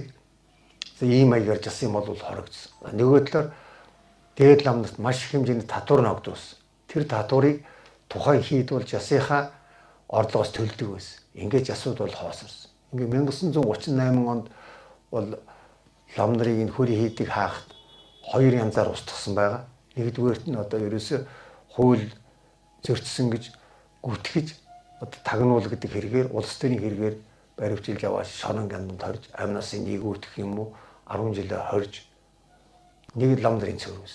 Нөгөө талаар бол маш их хэмжээний татвараар дарамтлж эдийн засгийн аргаар шахаж устгасан. Одоо ийм л 2 аргаар л устгасан юм байна. Тэгэхээр жасуудын үйл ажиллагааг судлах юм бол нэлээд сонирхолтой одоо ийм зүйл байж байгаа. За зарим баян жасууд бол одоо хэдэн мянган адуутай. За тэр ялангуяа олон гүүртэй. Тэгээ зах зээлд ойр газар гүүгээ барьдаг, ариг сагаахаа худалддаг. За шар тас бэлтгэдэг. За тарианы газартай. За жасууд бол өөрсдөө тарианы газрыг эзэмшдэг. За өгөр 1921 оноос нь одоо 92 оны үндсэн хууль батлагдсаас өмнө бол энэ Монгол бол Азийн орнуудын адил ерөөсө газар дээр бол хувийн өмч байгаагүй. Газар бол ерөөсө төрийн өмч уу хааны өмчлөл байсан. А тэрнийг эзэмшдэг байсан иргэд. Тий. Иргэд хойдоо эзэмшдэг. Гэхдээ тэр бол өөр өмчилж байгаа биш. Тэгэхээр зэрэг жасууд бол газар эзэмшээд тэр эзэмсэн газараа хятадуудад түрээслээд тариа тариулдаг. Бүх жасууд бол тарианы газартай. Одоо тэр хамгийн хол нь бол энэ юм борголтой гэдэг одоо амар байсан хийдийн орчим. За тэгээд ер нь орон нутгийн хөрийн хэдүүд бол бүгдээрээ тариалантай. Арвай, буудаа тэр Монголд бол 5 зүйлийн тариа гэж ярьдаг. За энэ арвай, буудаа, Монгол буудаа, нохон хошуу гэж ярьдаг энэ овёс гэж одоо нэрлэдэг болсон байна. За ингээд энэ 5 зүйлийн тариа нь бол одоо Монголд бүр ургаж Монголын цаг урт тассан ийм зүйл байж байгаа. Бүх холбоотын үрийн сан гэж Вавилонын нэрмжт үрийн сан гэж одоо ийм зүйл байгаа. Вавилон гэдэг бол энэ ургамлын генетикээр одоо дэлхийд алдартай хүн. Энийг та нар мэдж байгаа. За тэр Монголын 10-ын өр бол бүх холбоотын үрийн санд байдгийн гинлээ. Тэр Монголын 10 бол ямар вөхөр зэрэг тохоо орчим өндөртэй. Ерөөсө 70 хоногийн дотор боловсрдог. За нэг төрөнд бол 100 орчим тариа байдаг. Тийм маш нутгсан баг монголчуудын гаргасан тийм шинэ үйлдэл сорт байсан байж магадгүй. Тийм 10 тарьдаг. За одоо бол яг 13 гээд энэ дэлгүүр хоршоонд байна. За яг 10-ыг бол зүгээр энэ хангай газрынханд бол тарьж ийн гурилд бас хэрэгэлт юм шиг байна.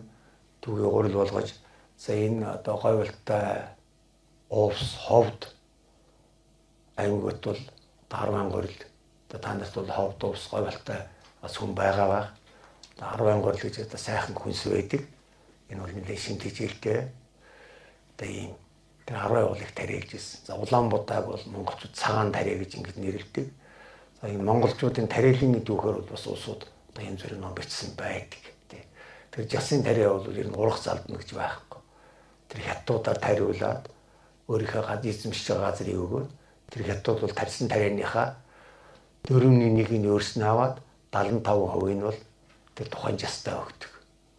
Тэр бэлэн мөнгө гэж гаргахгүй ерөөсө бүтээгдэхүүнээр хөлсийг төлж идэг. Тэр жасын үйл ажиллагааг бол тусгайлан судлах юм бол одоо нэг магистрантын сэдв, нэг докторантын сэдв болохоор одоо ийм сайн юм байна. Энэ зарим нь бол танаас судалж идэг ба ингээд аваад үзэх.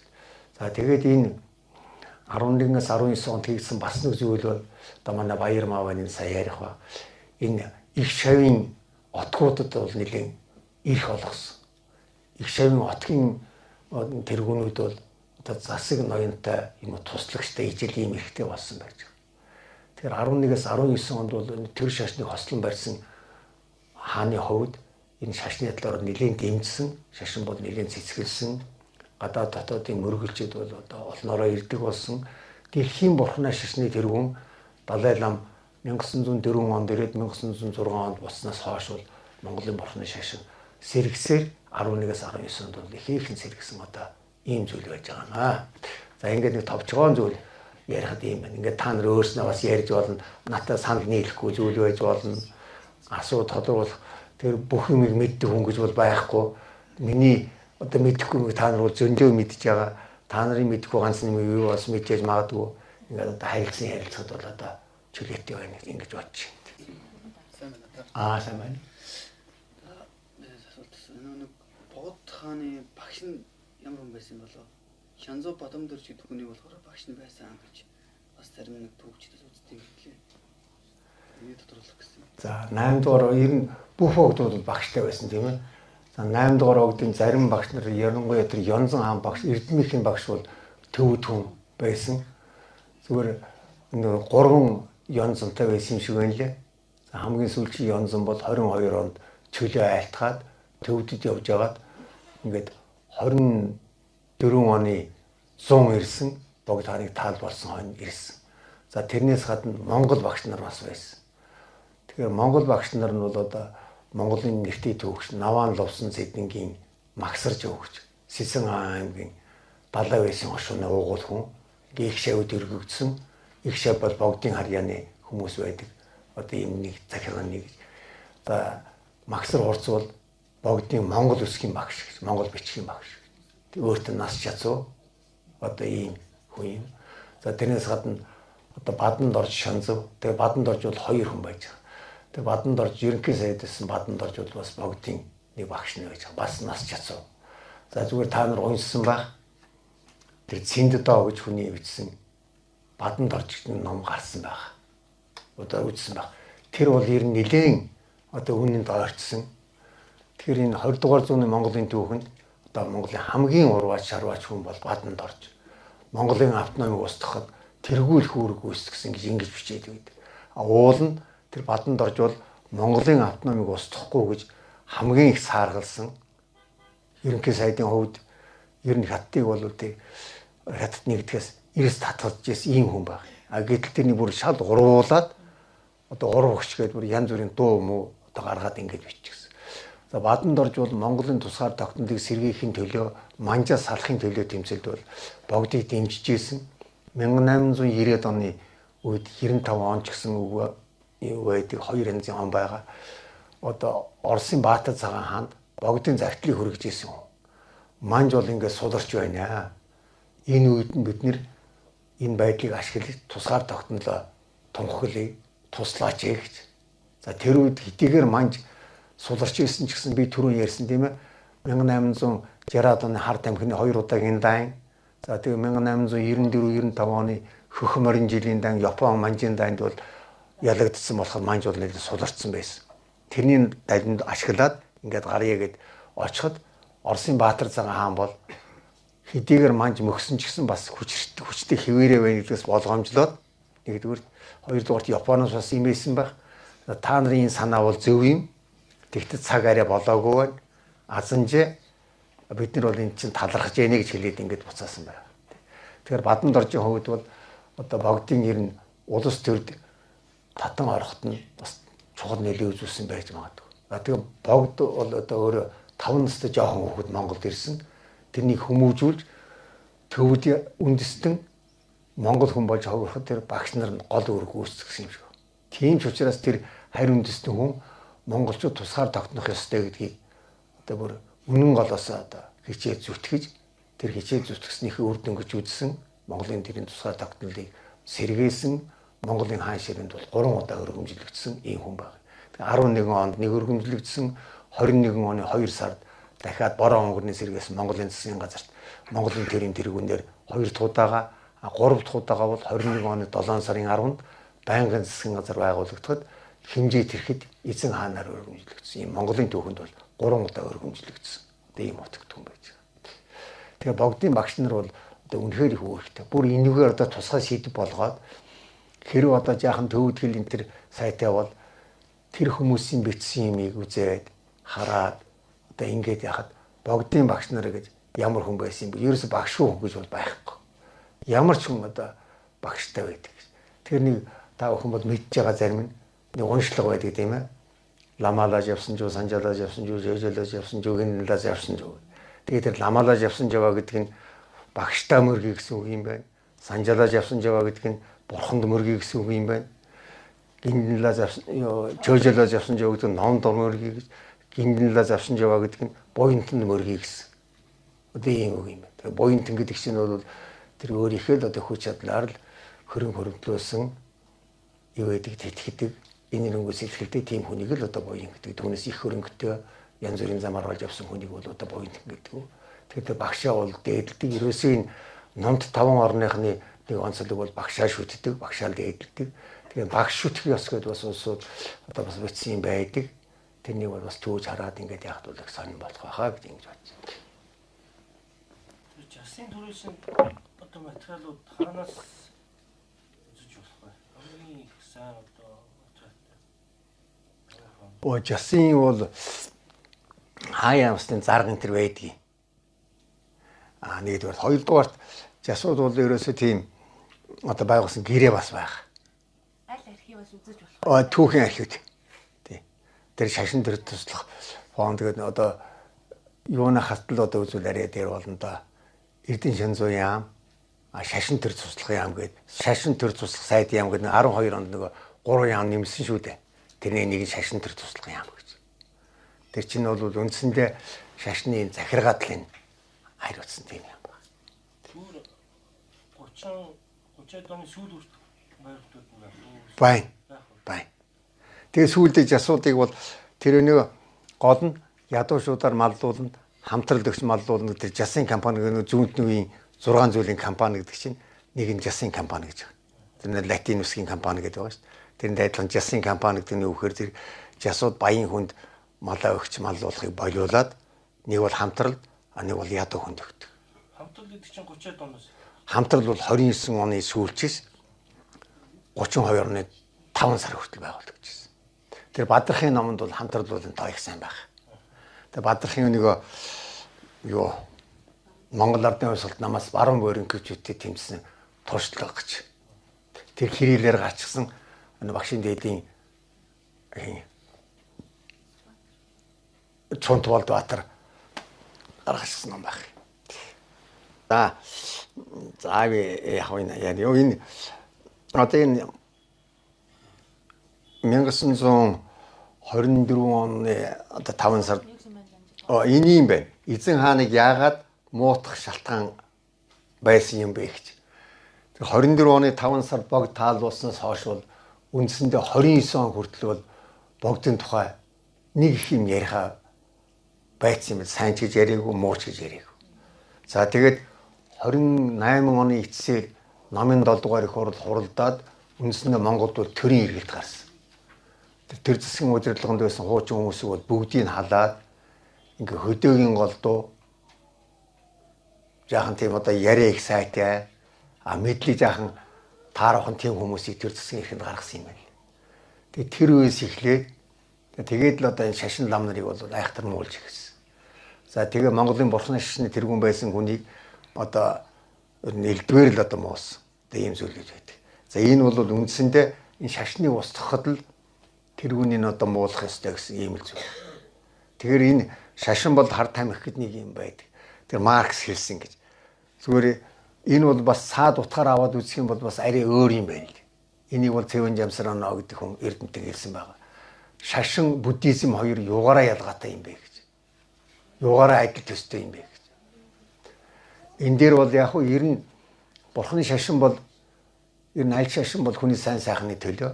А бурхны шашин бол тэр нүгэл үлдэхгүй зөв яваад үл бүхэн бүтнэ гэсэн одоо гол номлол байна. Энэ бол хүнийг одоо юм хийсэн ч яг хийгээгүй ч яг үгүйсэн идэвхгүй байдлыг бий болгочиход гэсэн нэг тийм зүйл одоо бас төлхөө авч ярьдаг.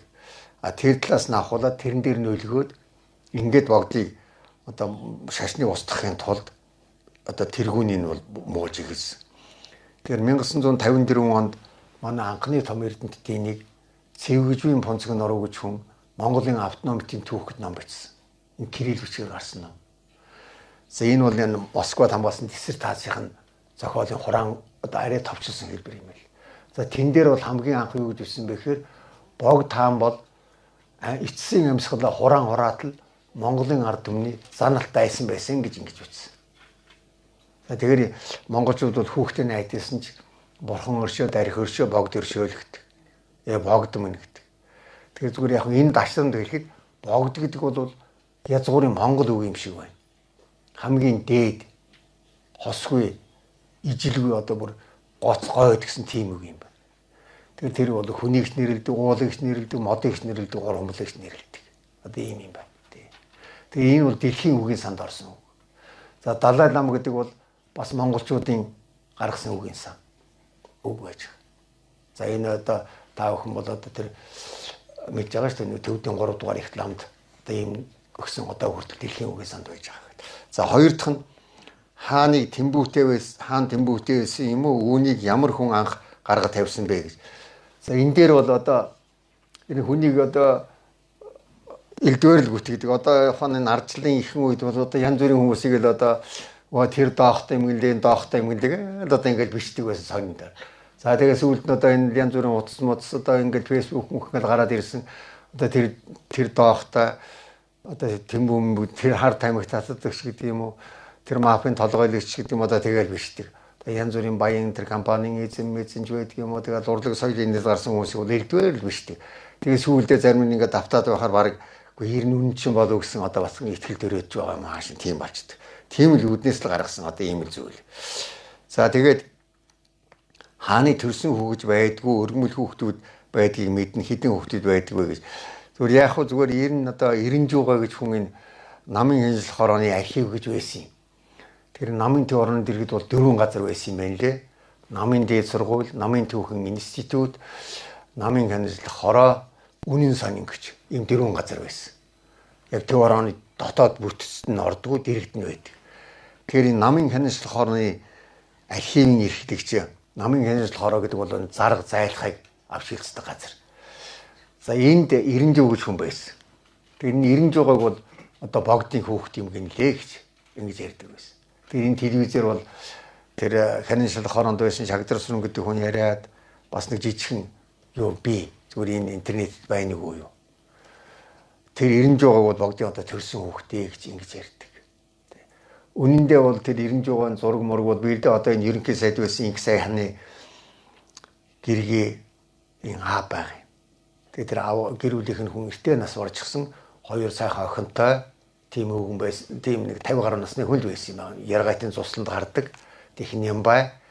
Өөрөө бол лам байсан гэж ярьдгүү. Гэхдээ нэг бас залуу байхдаа хийд сууж исэн хүн юм л. Тэр хүнийг бол богдын одоо жинхэнэ хөөхт юм гэлээ гэж одоо ингэж ярьдаг. Тэгээд тэр хүн бол ерөнхийд нь харахад одоо бол ухааны энэ одоо энэ хүний генетик судалдаг энэ удам судалдаг энэ улсууд бол тэр гаргаад ирэх байх л да.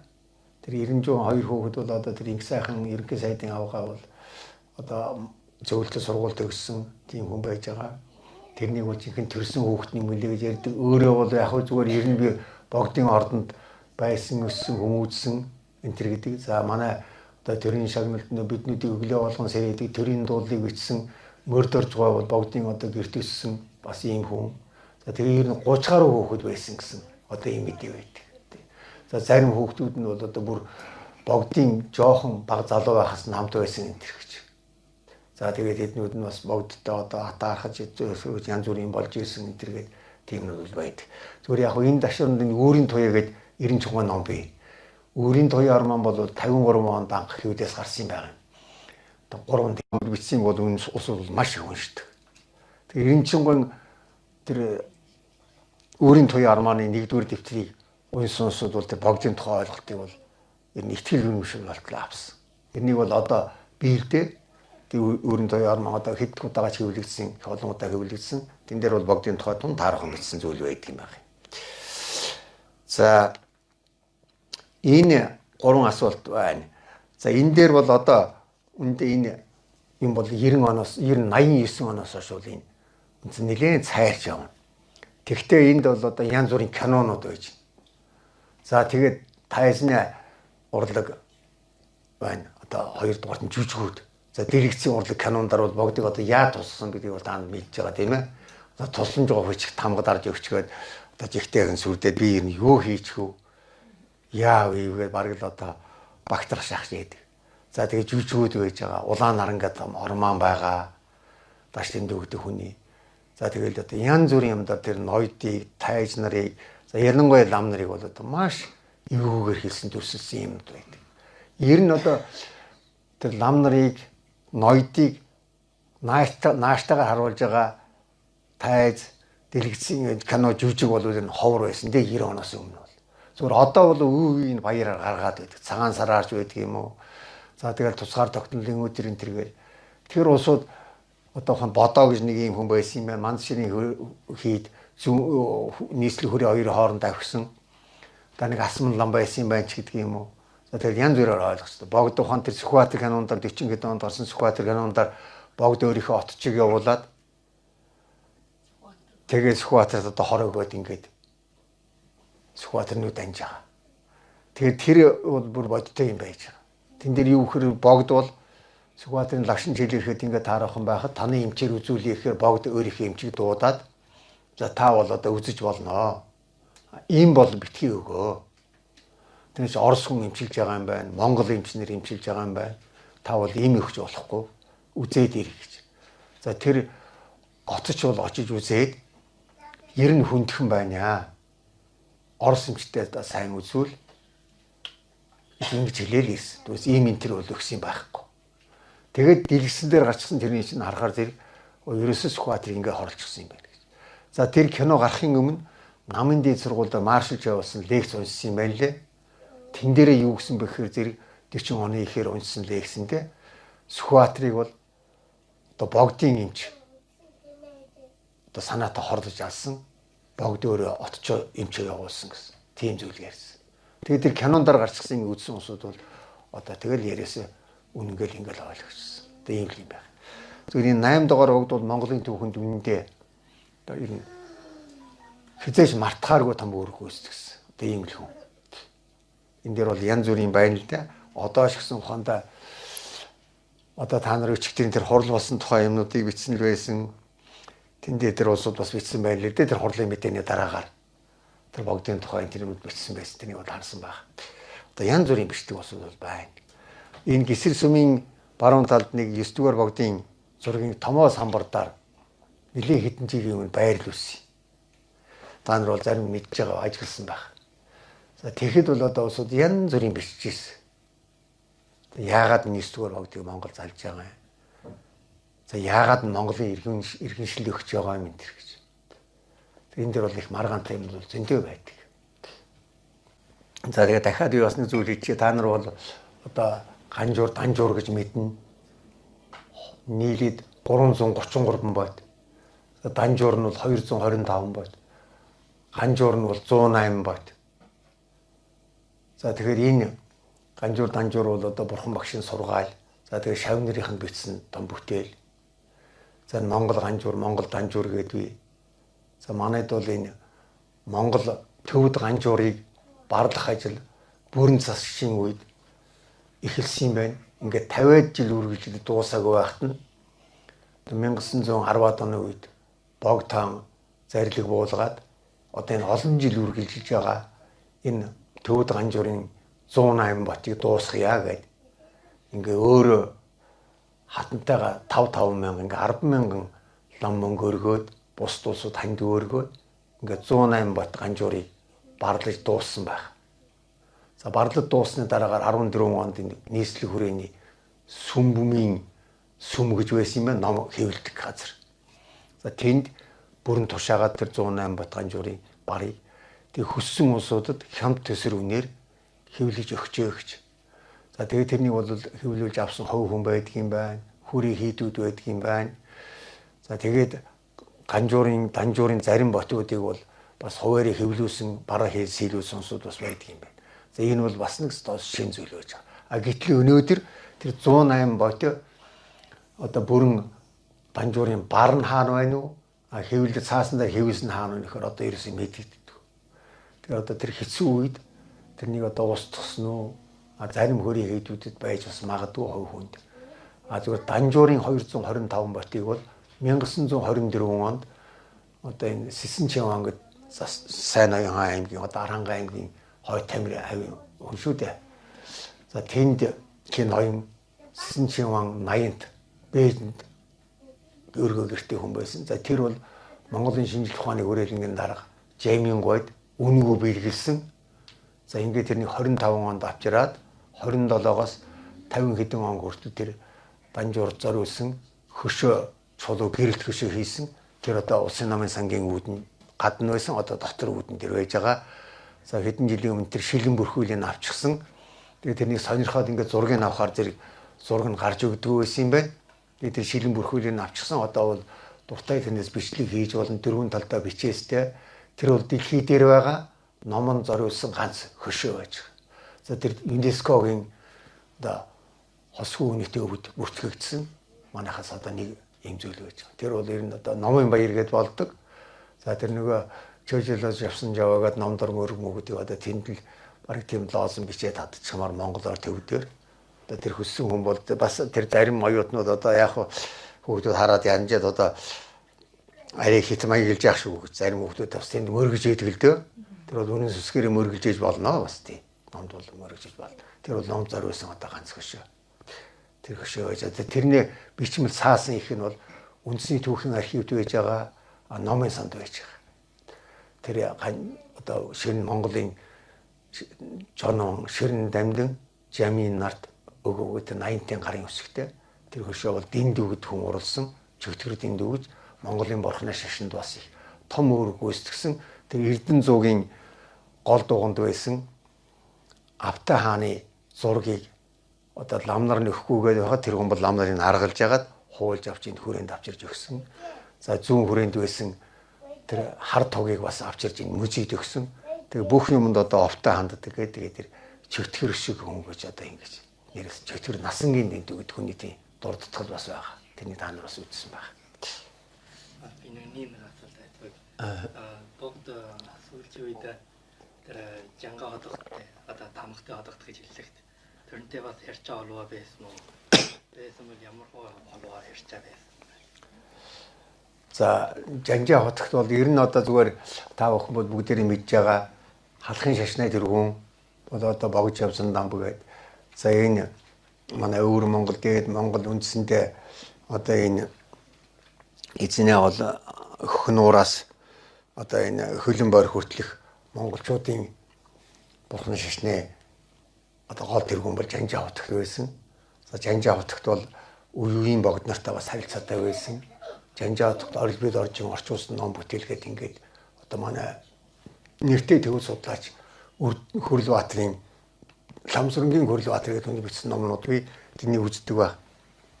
Тэнд бол бас олон зүйл бий. Тэрнээс гадна сүүлчийн богд бол бас одоо жанжаа хотогтой харилцаа холбоотой байсан гэж юм зүйл байдаг. Зүгээр энийг бол одоо ердөө тодруулж судалсан хүн бол байхгүй. За тэр Борайдын хамттай Халимгийн тэргүүнтэй, шашны тэргүүнтэй, за жанжаа хотогтой, тэгээ төвдийн Далай ламтай, Ванчин богдтой богд өөрөө хатантайгаа яаж харилцаж байсан бэ гэдгийг энэ дээр бол тэр өчигдрийн болсон хуралдаар бол бас цугс ярьж ийсэн. Энэ бол бас нэг хөөд судалмаар юм шиг ийм зүйл байна. Саяын асуулт асуусан хүн өөр Монголын аль хошууны хүн бай? Баарын хошууны хүн байна. За. Энэ бол бас нэг тон судалмаар асуудал. Тэгээ хамгийн сүүлийн жанжаа хотогч одоо Тайванд таал болсон байх тийм ээ. Тэргээр бас ном гарсан шүү дээ. Насан гэж хүний орчуулсан. Тэгээ нэг хамгийн сүүлийн жанжаа хотогтой. Би багшаас нэг юм тодруулж хийж байгаа. Энэ хэн Эрдэнэ шангаж гэдэг. Эрдэнэ шанцтай. Шангаж тийг бол одоо бас зарим хятадын талын баримтлагчид гэж хэлж байна. Бас зарим төвөгчин бол одоо их хуримч хүн байлаа гэж хэлж байна. Тэгээд зөвхөн миний үзсэн ном дотор бол нэг тодорхой тийм нэг хариулттай ном одоо эсвэж байна. Шаардлагатай төвхийн баримт бичих доторч тэр хүнсэн бичсэн доторч тэр. Тэгээд энэ хүн зөвхөн их хуримч хүн байж эсвэл одоо бас тэгээд хятадын талын баримтлсан тийм хүн байсан юм уу гэдэг тэр. За. Тэгээд би нэг тодруулъя гэж байна багшаа. За. За энэ Шанзав ерөнхий сайд Бадандаржийн тухай бол одоо үүндээ бүр одоо газар доогоор ортлох юм уу одоо муусан болохоор улсууд бол ер нь жигштгэл болцсон. Тэгээд 90-ад онд энэ Павуугийн тавгсрынгээд одоо сая бурхан болчихлоо. Тэр хүн бол Хүүтэн Синти гэж юм жүжиг бичсэн. Тэгээд тэр жүжигээ биччихээд тэг би бол танихгүй л дээ. Тэгээд нэг манай нэг надад хичээл залгаж ясны хүүхдээр дамжуулаад намайг нэг уулзаач гэсэн юм. Тэг би нэг уулзсан тэгсэн би Хүүтэн Синти гэдэг жүжиг бичлээ. Тэг энэ бол Лойлын Жамсранж гэдэг хүнд зориулсан. Энэ хүн бол одоо лагшин жилээр гисэн. Ер нь одоо 2-3 жилээс хэтрэхгүй настай болсон хөө. Тэг сайхан дүр бүтээ гэж байгаа юм лээ. Тэгээ намайг нэг жүжиг бичиж өгөөч гэсэн юм аа. Тэгээд би ийм Хүүтэн Синти гэдэг жүжиг бичлээ. Тэгээ та нэг уншаад өгөөч гэсэн. За тэр жүжиг нь Бадандаржийн тухай жүжиг байсан. Ерөнхий сайдын хувьд. Ерөнхий сайдын Синти гэдэг бол одоо хэн хүний авираад гарчдаг юм биш ээ. Тэгэхээр энэ хүн яагаад энд тушаал гарсан юм бэ? Намны сүрэнгийн дараах. Тэрнийг хадаа харуулах гэсэн юм аа гэж. Тэгээ тэр жүжигтэй бол ер нь Бадандарж бол энэ Монголын төрийн тусгаар тогтнолын төлөө тууштай тэмцсэн хүн гэдгийг л одоо харуулах гэсэн юм гэж. Тэгээ тэрний яг би тэр тавсамгай бол одоо бас өөрөө зөндөө усуудаа уулзаж сурж үгүй хуучин ярьдаг шиг биш юм байна энэ хүн чинь. Өөр юм байна гэдгийг харуулах гэсэн гэж. Тэгээд тэр жүжиг бол уран сайхны зөвлөөр орсон юм байгаа юм. За тэгээд энэ нэг жүжиг тавихад уран сайхны зөвлөл гэж янз бүрийн улсууд байдаг юм байна. За тэр ардын жүжигчин одоо Намсарган Сувд за тэр театрын ерөнхий зураач байсан гэдэг нэг одоо нэрийг мартаад байна. Дундгой аймгийн Харьяатныг урлагийн авиац зүтгэлтнийг настай хүн байсан. Тэр хүн байсан. За энэ Хэвлийн хүрээлэнгийн одоо нэг эмэгтэй байдаг. Наран жаргал үлүү юм бэлээ. Тэр бол тийм 12 хүн ордог юм байсан. Тэгээ тэр жүжигийн уран сайхны зөвлөөр ороо хэлцээд тэгээ зарим нь хэлцэж ярьжсэн л дээ. Гэхдээ энэ Бадан доржийн тухай одоо ингэж ийм жүжиг тавьж болох уу? Энд одоо ямар учиртай бэ гэсэн тэгээд тэр тавсрангой бол хэлсэн. Гэхдээ энэ хүн бол одоо эн чинь ийм байсан юм а гэж ингэж ярьсан. Би бас өөрөө судаас бас сурсан. Ямар ч байсан одоо юу ч болсон би нэг тоглоулъя гэж бодож байна гэж. Тэгээ уран сайхны зөвлөл бол яг зарим нь бол зөвшөөрөөгүй. Энэ тоглож болмооргүй юм байна гэж. Ихэнх нь зөвшөөрөө тэгээ тэрнийг 2 удаа тоглосон юм байна. Тэгээ яг үзэгчид бол эхний тоглолтод бол нэг олон хүн ирээгүй юм лээ нэг 70% нь цууд дүүрсэн байх гэж байсан. Хоёр дахь тоглолтод бол ер нь одоо билет хангалттай зарагд дууссан гэж тэгж ярьж байсан. Би өдөр хяналтын тоглолтын үзсэн зүгээр яг тэр театрт яхаа үзэв. Тэгээ тэрнээс хойш бол яг жаахан жоохон газар авсаар байгаад тэг хамгийн сүүлд тэр цэнд догд хүнийг бол би танихгүй л дээ. Зүгээр хуралдаар энэ тэр ихтгэл мэлтгэл тавьж яхаа нь бол харж ил байсан. Тэр хүн бол ном бичсэн байна лээ. Тэр бол нэлээд гай хүн. Тэр Бадан дорж бол ер нь Монголын одоо төр засаг бэх бат байгаас нэгсэн тийм л үзэлтэй хүн. Энэ дээр нэг ганцхан жишээ хийхэд би энэ сангийн яамны захиалгаар 90 хэд оны сүүлээр байхаа Монголын санхүүгийн албаны түүх гэж нэг жоохон ном бичсэн юм байна. Тэндээ Бадан доржийн тоосны яах юм оруулсан юм аа. Тэр хүн бол Монголын сан хөмөр ингээ хоосроод бүрээд улсын санд мөнгөгүй болчихсон тийм үед ингээ ард түмнээс одоо ханд авъя. Зээл авъя. Тэгээ тэрний хүүтэ эргүүлж төлье. Хэдэн жилийн дараа гэсэн санал анх гаргасан юм байна. Тэгээ тэрний бог таанд айлтгаад бог таан тэрний зөвшөөрөөд ингээд улсуудаас бол тэр мөнгө зээлдсэн. Тэр зээлдсэн мөнгө бол хэдэн жилийн дараа за хүүтэ эргүүлж өгсөн. Ингээ Монголын санхүү бол хөл дээрээс нэг төр тэнцвэрдсэн юм байна. Тэгээ тэрнийг энэ тэр бас би зөв тэр лавсрангойд бол ярьж ил байсан. Гэхдээ тэр бол тэр жүжигт ороогүй. Тэгээ тэр үеэс эхлээд ер нь бол Монголын үндэ бас нэг эдийн засгийн хувьд гадаад байдлын хувьд Монгол улс нэг дэлхийн улсчин улс байгаасаа нэгсэн тийм л үзэл бодолтой хүн. Тэр бол тэр олон юмар бол гэрчилж болно. За тэр хүн бол одоо хятадын манжин сүүлчийн хүрээ сайд ирэхэд тэр хүрээ сайд ирээд огцруулж ийсэн. Бадан дорж шиг. Тэр одоо хүрээ сайдны дургу хандсан. Нам нарын зодооныг одоо Бадан дор зохион байгуулсан ч зүгээр тэрнийг бол Бадан дор зохион байгуулсан үгүй тэр бол тодорхойгүй. Ямар ч байсан тэр зодоон тэр хүрээ сайдыг очиход нь одоо мод чулуугаар шидэж хөөсөн нам нарыг олж өгөхөд нь олдохгүй байна гэдэг ингээд олж өгөөгүй юм байна л. Тэгээ тэрнээс нь болж Бадан дорж одоо огцруулж ийсэн. Одоо ийм юм байна. Тэгээ Бадан дорж бол сайн судлах юм бол одоо аргагүй Монголын төлөө өгсөн. Одоо ёстой Монголын төлөө цогцох зөрөгтэй ийм л хүн. Нас барахтаа бол тэр хүн энэ хэрлэнгийн сэнд зайсан гэж их баян хүний гадаа тэр хуурай одоо хүж барилдсан ах トゥ байсан юм лээ. Тэдний гадаа байж байгаад ингээд 21 оны эцсээр таал болсон юм шиг байна. Тийм.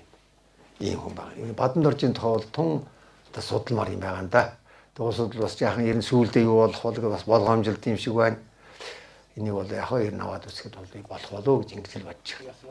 За энэ сайн нам сэрэн хин хандарж ингээд бүгд л одоо хол өгсөн гэж ярьдаг. Энэ хаанаас ямар хорлоод тэр Бадан дорж хэлж би надад ойлгосон хэдий. Энэ одоо өшөө зөндөө биш тийм ээ. тий. Өшөө тэр тусаар 20 он өнгөтлөө маш олон их орончт ясусаар насаарсан гэж ойлгосон гэж ярьдаг. Тэгээд энийг судалж ирээд чинь нардаг юунаас л тийм усуд байдаг юм байна. За. За.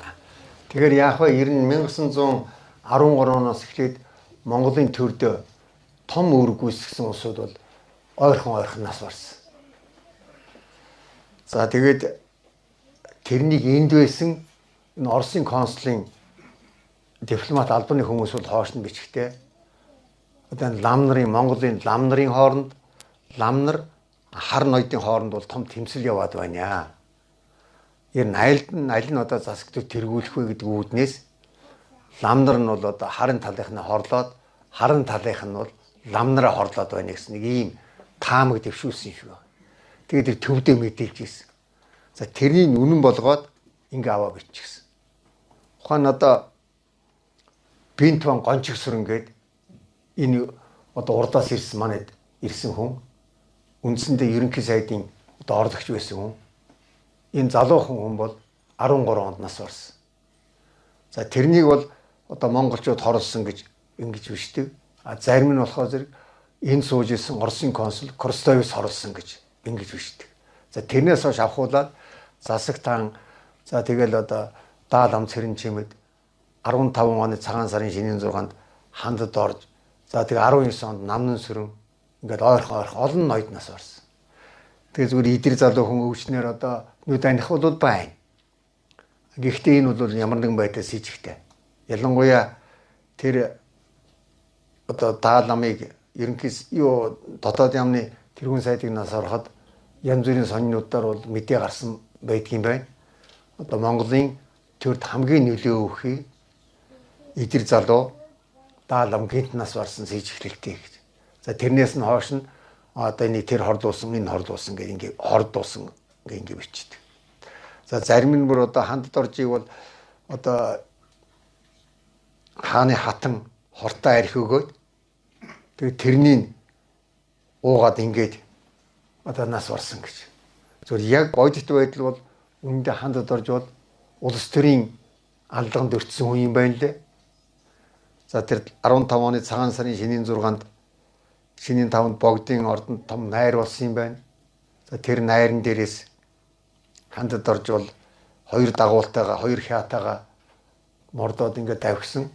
Дунд олон мөсөн дээр тэр өөрөө бол төрүүлээд давхичихсан сайн мартай байсан болохоор нөгөө хоёр хаан бол таарах мартай гүйцэхгүй ингээд нараас нэг холхон айлын зайтай явж байхад дунд олон мөсөн дээгүүр гарах үед нь одоо мартай хүн гарч ирээд сургаагаар толгоогоор цогж унгаасан гэж. Тэгээ хоёр хаан эренгүүт үсгэд нүдийн суу зогсон байсан гэж.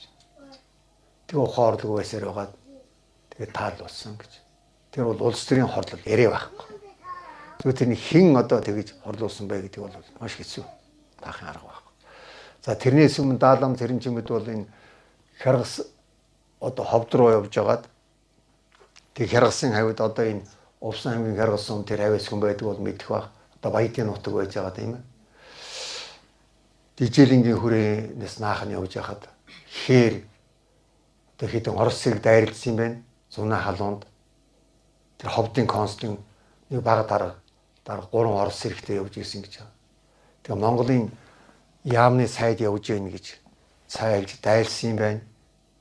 Тэгээд дааламын бие лагшин чилээрэхэд дижээлингийн хүрээн дээр очиж тэг ямар ч имчилгээ гүрэмд орно хийлгээд тус авалгүй тэгээд таал болсон байж. За тэр бол маш сэжигтэй. Тэр бол чухам хэн хорлсон байх вэ? Тэр хээр эдээ ундаа өгсөн цайлсан дайсан усууд санаатай юм өгсөн байж болох уу? Эсвэл тэд нар муудсан барьсан байсан уу? За зүгээр өвчин тусаач одоо нас орсон байхын үгс гарах байхгүй. За тэгээд тэр хяргасын нутагт нь аваач тэнд нь одоо нутаглуулсан одоо тэнд тэр хөшөө босгосон байсан тэр ихний хөшөө түүгийн хүрээлэнгээс сэргээсэн юм зүйл байж байгаа. Тэр даалан бол уулын одоогийн Хөвсгөл аймгийн Тарэлэн сумаас аав ээж нь энд ирж ин лүн баруун дэш явдаг усуд л мэдж байгаа. Цэрэн цагаан гэж газар нутаглаж ирсэн тийм айлд энд төрсэн хүн юм байна. Тэгэхээр даалан бол ах トゥ олуула цэрэн чимэр. Тэр одоо ах トゥ өснө гэдэг усуд байна. Бэгчийнхэн дүүгийнх нь хүүхдүүд гэдэг. Зөндөө олон том сэхэтнүүд нь тэр Төв аймагт хэдэн жилийн өмнө хурал зохион байгуулж ирсэн. Тэгвэл та нар бол мэдж байгаа. Даалам цэрэн чимэд бол үнэхээр Монголын төлөө одоо зөвтгсөн. Тэр бол ямар ч угсаа сурвуулж байхгүй. Тэр бог тааны нэг гав явал ямар ч угсаа сурвуулжгүй тийм хүнийг төрийн сайд болгосон. Тэрэнд нь бол лам нарт дургүй байсан. Хар ноёд угсаа сурвуулжтай тийм ноёдч бас дургүй байсан юм байл. Тэгээд лам нар бол тэрнийг ер нь одоо шулам лам гэж нэрлэж ирсэн гэж. Тэр яагаад лам нар тэг дургу болсон бэ гэхээр тэр лам нарыг бол та нар номоо уншаад ингээд сүсгтнүүдэд ном тавиал ингээл байжээ. Мэдэхгүй юмараа битгий оролдог гэж удаа дараа хэлдэг байсан. Бас яг хөө янз бүрийн хүн дотор бол албан тушаал горилсон, ашиг хонжоо хичээсэн хүмүүс бол байсан л байдаг байна л дээ. Тийм улсуудад бол бас одоо эрдэл шулуухан эсэргүүцэл үзүүлдэг, зөвшөөрдөг тийм л хүн байсан юм байна. Тэр хүн бол бичиг эрдмээрээ эрдэм оюунараа тодорсон одоо ийм л хүн. Тэр хүний бичсэн одоо юм байж байгаа 12 оны 11 сарын 28-ны шөнө 4 цагт хамгийн сүүлчийн зүйлээ бичсэн байж байгаа. Тэр богдыг нь хаан ширэн залах бэлтгэл тэр бол хэдин шөнө нойргүй хонсон. Тэр богдыг хаан дөрвөлжлөхэд бол бүх зүйл бэлэн болгосон. Өглөөдөө барс цаг гэхэд. Тэр чинь бол одоо үүр тэмдэглэж байгаа үе. Тэгээ морин цаг хүртэл хугацаанд бол хэд хоног нойр хоолгүй ажилласан. За тэгээд энэ уул уурхайн түрээсийг бол их хэмжээгээр нэмсэн. 16.5% хүртэл нэмж тэр олборлж байгаа ашигын алтны 16.5%-ийг одоо татвар авдаг. Тэр үед бол Монголд үндэсний мөнгөнд тэмцэх байсангүй. Тэр олборлсон алт шорооных нь 100% хагаад 16.5%-ийг улсын санд авдаг. Тийм болгосон. За тэгээд ер нь гадаад зах зээлд Оросоос, Хятадаас гадна Японтой ойртохсон тийм хатуу байр суурьтай хүн байсан. Ер нь Монгол бол энэ хоёр хөршөөрөө хязгаарлахгүй дэлхийн жишгтэй, дэлхийн дэвшилтэй улсуудтай харилцах ёстой гэсэн. Аль аль нь тийм л үнэлтэй байсан. Тэгээд тэр улсууд бол эдэр залуудаа тэр нас орсон бол Монголын одоо нэг зүгээр ярихад ер нь монголчуудын аз дутсных бас. Тэр улсууд нь 10 20 жил амьд сэрүүн байсан бол Монгол бол ер нь нэлээд өөр байсан ч гэж магадгүй. Богдын гол төшөг тулгуур болж исэн улс. Таалаа барж ирсэн. Богд хааныг бүгдийг харлцсан гэж. Тий, одоо энд бол бүр уран зохиолдоор байж байгаа, жүжигэн дээр байж байгаа. Одоо бүр зарим баг тоглоом шоглоомоор одоо ярьж байгаа. Тэгээ ер нь улсууд бол ингээд нэг л хайхан хүндэл одоо юм уулгаад байсан юм шиг. Харин тэгэхэд одоо ерөнхий сайд Жалхан цутагт их дагна. Эднэр бол одоо 50 хөрөлгөө нүд ансан улсууд. Тэгээд зарим улсуудын зүгээр ам яриагаар бол ухаан ерөнхий сайд Жалхан цуцагтад бол зөвлөлтийн үрэл өнхүүлчихсэн юм гэлээ гэж. Тэр үрэл гэдэг нь бол одоо хортол юм байдаг байсан байх л да. Тийм одоо амнуудын нэг байдаг. Хондаал юу ерөнхий сайд чинь бол 49-тэй л одоо таал болсон шүү дээ. Монголд маш нэр нөлөөтэй тийм. Хамгийн одоо төшөг тулгуурласан хүн харлахгүй шүү дээ. Тий. Хинч бодсон одоо тэр чинь нэрнэ. Ямар зэрүүлэг ханаас тийм. Тий. За ерний шашин судлал гэдэг бол ерөөсөө нийгмийн ухааны сургалт эрхэлж байгаа газар, судалгаа эрхэлж байгаа газар бол бүр зайлшгүй байх ёстой юм шиг байна. За төмөр очир захирлын үед бол манай шашин судлалын тэнхимийг татан буулгачихсан.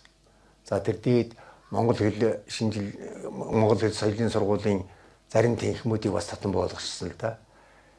Тэгээд одоо яг хөө зүгээр энэ шашин судлал бол зайлшгүй байх ёстой. Философийн тэнхимтэй нийлүүлсэн юм байна лээ. За ган туяа бол одоо тэрний яагаад нийлүүлсэн учраас нь тэр тэнхимийнхэн бол санал тавиагүй юм байна. Дээрээсээ тэр тэнхимийг татан буулгасан. За ерэн шашин судлал хэрэгтэй юу бол маш хэрэгтэй. Ялангуяа одоо энэ Югославийн холбооны улс гээл байлаа. За тэгэл энэ ойрд орнотынхан байна.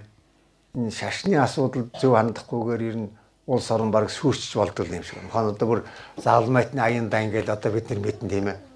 Энэ шашны мөргөлдөн гэдэг чинь маш аюултай. Шаш хүн бол одоохондоо их Монгол улсын үед бол хин ямар шашны шүтгэж чөлөөтэй байсан. Ухаан одоо энэ дэлхийн орнуудын үндсэн хуулийг ингээд аваад үзэхээр зэрэг Бурхны шашныг бол ер нь одоо нэртэй эрдэнэтэд айлдсан хамгийн шинжлэх ухааны шашин гэж. Бурхны шашныг, буддын шашныг. За энэ олон улсын үндсэн хуулийг ингээд хараад үзээд байхаар 5 оронд Бурхны шашныг бол төрийн шашин гэж ингэж нэрлсэн байд юм байна. За Бутаныг бол танд бүгд мэдж байгаа. Одоо манай өнөө өөр өвчтэй аялал гээд Алтай интернет очсон шүү дээ. Тэгээ баг бүх хүн нь дорж гээд нэртэй юм байна гэж. За тэнд бол одоо үндсэн хуультай бурхны шашин бол төрийн шашин гэж оруулсан. За тэгээ хуучин Бирм, Мьянма. За тэгээ Тайланд, Лаос, Камбожи энэ тав бол бурхны шашныг төрийн шашин гэж бүр томхоглож өгсөн.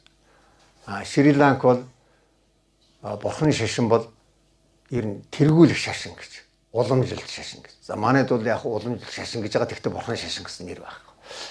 Тэгэхээр энэ шашин судлал бол зайлшгүй байх ёстой. За зарим улсууд бол тэр шашныхаа тухай ерөөсөө үн цэвэр үлдээ хэлдэг юм байл. Энэ шүтэх хүчрэх бол эрхчээ тэгэл ингээл явж гисэн тий. Тэгэхээр энэ шашин судлал бол зайлшгүй байх ёстой. За ялангуяа энэ Монголын түүхэнд одоо хамгийн гармгаа өргүүлсэн энэ богд хотогт 8 дугаар богд энэ тухай бол зайлшгүй судалгаа хийх шаардлагатай. Энэ бол улс төрийн түүхийг авч үзэх ёстой, шашин номын түүхийг авч үзэх ёстой. За тэгээд тэр хүн бол бас тийм хариу үндэстэн хүн монголчуудын Монголын тусгаар тогтнолын төлөө тэгж зүтгэнэ гэдэг бол үнэхээр одоо өөрөө үндэстний хувьд төвд хүн за ер нь зүгээр ерөнхийдөө бол монгол хүн болчихсон. Тэр Монгол бол ном 5 орны нэг дэлхийд улам өрөө үлдэх ёстой гэдгийг бол бүр одоо хатуу мөрдлөг тангараг болгосон. Үн тэр нэгээс одоо биелүүлсэн хүн гэж ингэж үзэх. Зөв Монголын түүхчдийн дунд бол энэ шашныг одоо устгасныг бол зөв юм гэж үздэг зөндөө хүн байна. Ерөөсөө ингэж хадаж арилгахгүй байсан бол Монгол ус хөөжчихгүй байсан. Одоо ер нь бараг сөнөх мөх байсан гэж. Гэтэл бурхны шашныг устгаснаар монголчууд ямар болсон бэ гэдгийг бас сөргүүл тайлбарладаг зөндөө хүн байна. Тэгэхээр одоо ухааны энэ 2 сар 1-р сарын ихээр эхний 10 хоногт энэ ерөнхийлөгчийн зарлиг гарсан. Богдын 150 жилийн улс дээр тэмдэглэнэ гэж. За тэгээ өнөөдөр хүртэл ухаан Монголын одоо олон нийтийн телевиз үндсэндээ одоо энэ бидний татвараар санхүүждэг телевиз байна. Хувийнх биш. Энэ телевизээс одоо ухаанда за яг юм явуулдаг. Гэхдээ яг энэ богдын 150 жилийн хойш зориулсан тусгай нэвтрүүлэг гэж би одоо үзээгүй ер нь гараагүй болоо гэж бодож байна. Тэгэхээр радио телевизийн удирдлага бол энэ 8 дугаар богдын хойд тэмдэглэх тухай зарлагт хэр зэрэг сэтгэл дүүртэл одоо хандсан уу юу гэдгийг хэлж болохоор. За тэгээд ер нь одоо хурал яг номын сангаас бол нэг хурал зохион байгуулсан. 4 сард байхаа. За богдын музей бол хэд хэдэн үзэсгэлэн гаргасан. Хувийн үзэсгэлэн гаргаж байна. Тэгээд энэ дэр бол жаахан хойр байгаа юм шиг. Ер нь 14-5 он хүртэл бол 89 оноос богдын тухай нэлээд хийгдсэн. Монголын төрөөс бурхны шашны талаар явуулсан тухай юм бол хурал, семинар, ярилцлага болж ирсэн. 89 онд энэ гандан дээр төвийн хүрээлэнгийн секторын эрхлэгч Мөнх далайн Ирэнчин гэж хүн санаачлаад нэг тийм ярилцлага зохион байгуулсан. За тэрэнд манай их сургуулийн багш Бадраа багш. За тэгээ хэд хэдэн хүн оролцсон маань 30-аад хүн оролцсон. Тэгээд тэн дээр богдын тухай, жалханзын тухай ярьсан. За тэрэнд бол тэр Ирэнчин одоо ярьсан юм байна. Энэ богдод хүнийг төрийн тэргүүн байсных нь хувьд одоо судлах цаг болжээ. Дандаа л одоо ингээд муу хэлээд явдаг. За энэ бол ер нь том муу хүн байсан юм шиг байна. Тэр муу юм ин одоо гаргад тавья. Тэхийн тулд одоо судлаа гэж. Тэгээд тэр бол үндсэндээ эхлэл болсон юм байна. Тэгээд хэд хэдэн удаа бас ярилцлага болж исэн. Тэгээд зарим хувийн сургуулиуд тэр бол бас ярилцлага хийж ил байсан л дээ оюутны донд. Тэгэхээр энэ залуу буддистууд энэ төрөл янз бүрийн байд юм байл. За тэр хүүхдүүд бол бас юм хийдэг ба. Тэгээд энийг бол цаашдаа ер нь орхиж болмооргүй сэдв. Ерөөсөө энэ үндсэндээ энийг бол төрөөс ерөнхийлөгчийн зарилгаараа тэмдэглэж яах гэдэг бол дэмжиж байгаа гэсэн үг. Тэгвэл одоо хэрэгжүүлэгч агентлаг байна. Одоо төрийн яамд байна. За тохируулах агч агентлагууд байна. Эднэр бол одоо ер нь бас юм хиймээр юм шиг. Одоо бол яг он дуустал бас хоног байна. Тэгэхээр ер нь богдын тухай бол одоо улсууд тун таархан ойлгохтой. За тэгээд зарим нэг нь бол одоо янз бүрийн бичдэг болохоор тэрэнд нүүмждэг хүмүүс бол олон байна. Зүгээр энэ манай их сургуульчин бол одоо байгаа бах социологийн судалгаа хийдэг юунууд байна. За хувийн социологийн судалгаа хийдэг Сант Маргац юу вэ? Сант Марл энэ төр. Тэднүүдээр бол хэрэг мөнгөтэй байдаг бол судалгаа хийлгээд үзэх юм бол бас нэг тодорхой юм гарчих хэвээр. За тэр Сант Марлынхан нэр нь судалгаа хийдэг болов уу гэдээ би бас зүгээр нэг хүнээс асуусан тэгсэн бид нар төсөв байхгүй бол одоо хийх арга байхгүй гэжсэн. Тэр ч одоо үнэн л байх л да. Яад юм хэр зэрэг аймаг руу явдаг. Тэг төвөр судалгаа. Түүнээс нэг хүний бөөгнүүлж байгаа нэг хэсэг хүн бөөгнүүлж байгаа авчиж болдгоо маа тэр чинь. Янз янзын наснаа 70-аас дээш насны 60-аас 70-ын хооронд 50-аас залуучуудаас 15-аас дээш насны гэдэг юм. Ингэж авал нэгэн ойролцоо судалгаа хардیں۔ Түүнээс зүгээр бөөгнүүлж байгаа судалгаа авчих гэж байхгүй шүү дээ. Гэжсэн. Энэ дээр бол тэр судалгаа хийх юм бол энэ яаж хандаж гин үү Монголын тэрийг юу гэж үзэж гин үү гэдэг нь бол гараад ирмээр юм шүү. Тий. Цаашдаа бол энийг би бодож байгаа. Ямар ч байсан энэ Монголын бурхны шашны тухай ялангуяа энэ одоо богдуудын тухай судалгаа энэ сүүлчийн богдын ч гэсэн одоо тухай судалгаа хонь энэ сүүлчийн богд чинь бол одоо 2 хутагтыг тодруулсан гэсэн юм зүгээр одоо ам яриа бий л дээ. Энэ дээр энэ 9 дугаар богдыг тусгайлан судалдаг одоо 5 дэмжиг энэ төр бол сайн ярих баг. Хичнээн хүний одоо баталгааж болов хойд дүрийн энэ төр гэдэг ямар үйл ажиллагаа явуулав гэд. За энэ хүний чинь бол одоо өөр хүүхдүүд нь янз бүрийн газар байдаг юм байна. Тэр за нэг ном гарсан тийм ээ. Тэр харахад энэ богдуудын тухай судалгаа. За тэгээд одоо 10 дугаар богд гэд мэдээж одоо энэ чинь одоо номын айлдсан юм байна. Насанд хүрэхээр тодорхойл гараад ирэх байх л да. Тэгэхээр энэ бол одоо зайлшгүй үргэлжлэх судалгаа байх гэж ингэж бодож байгаа.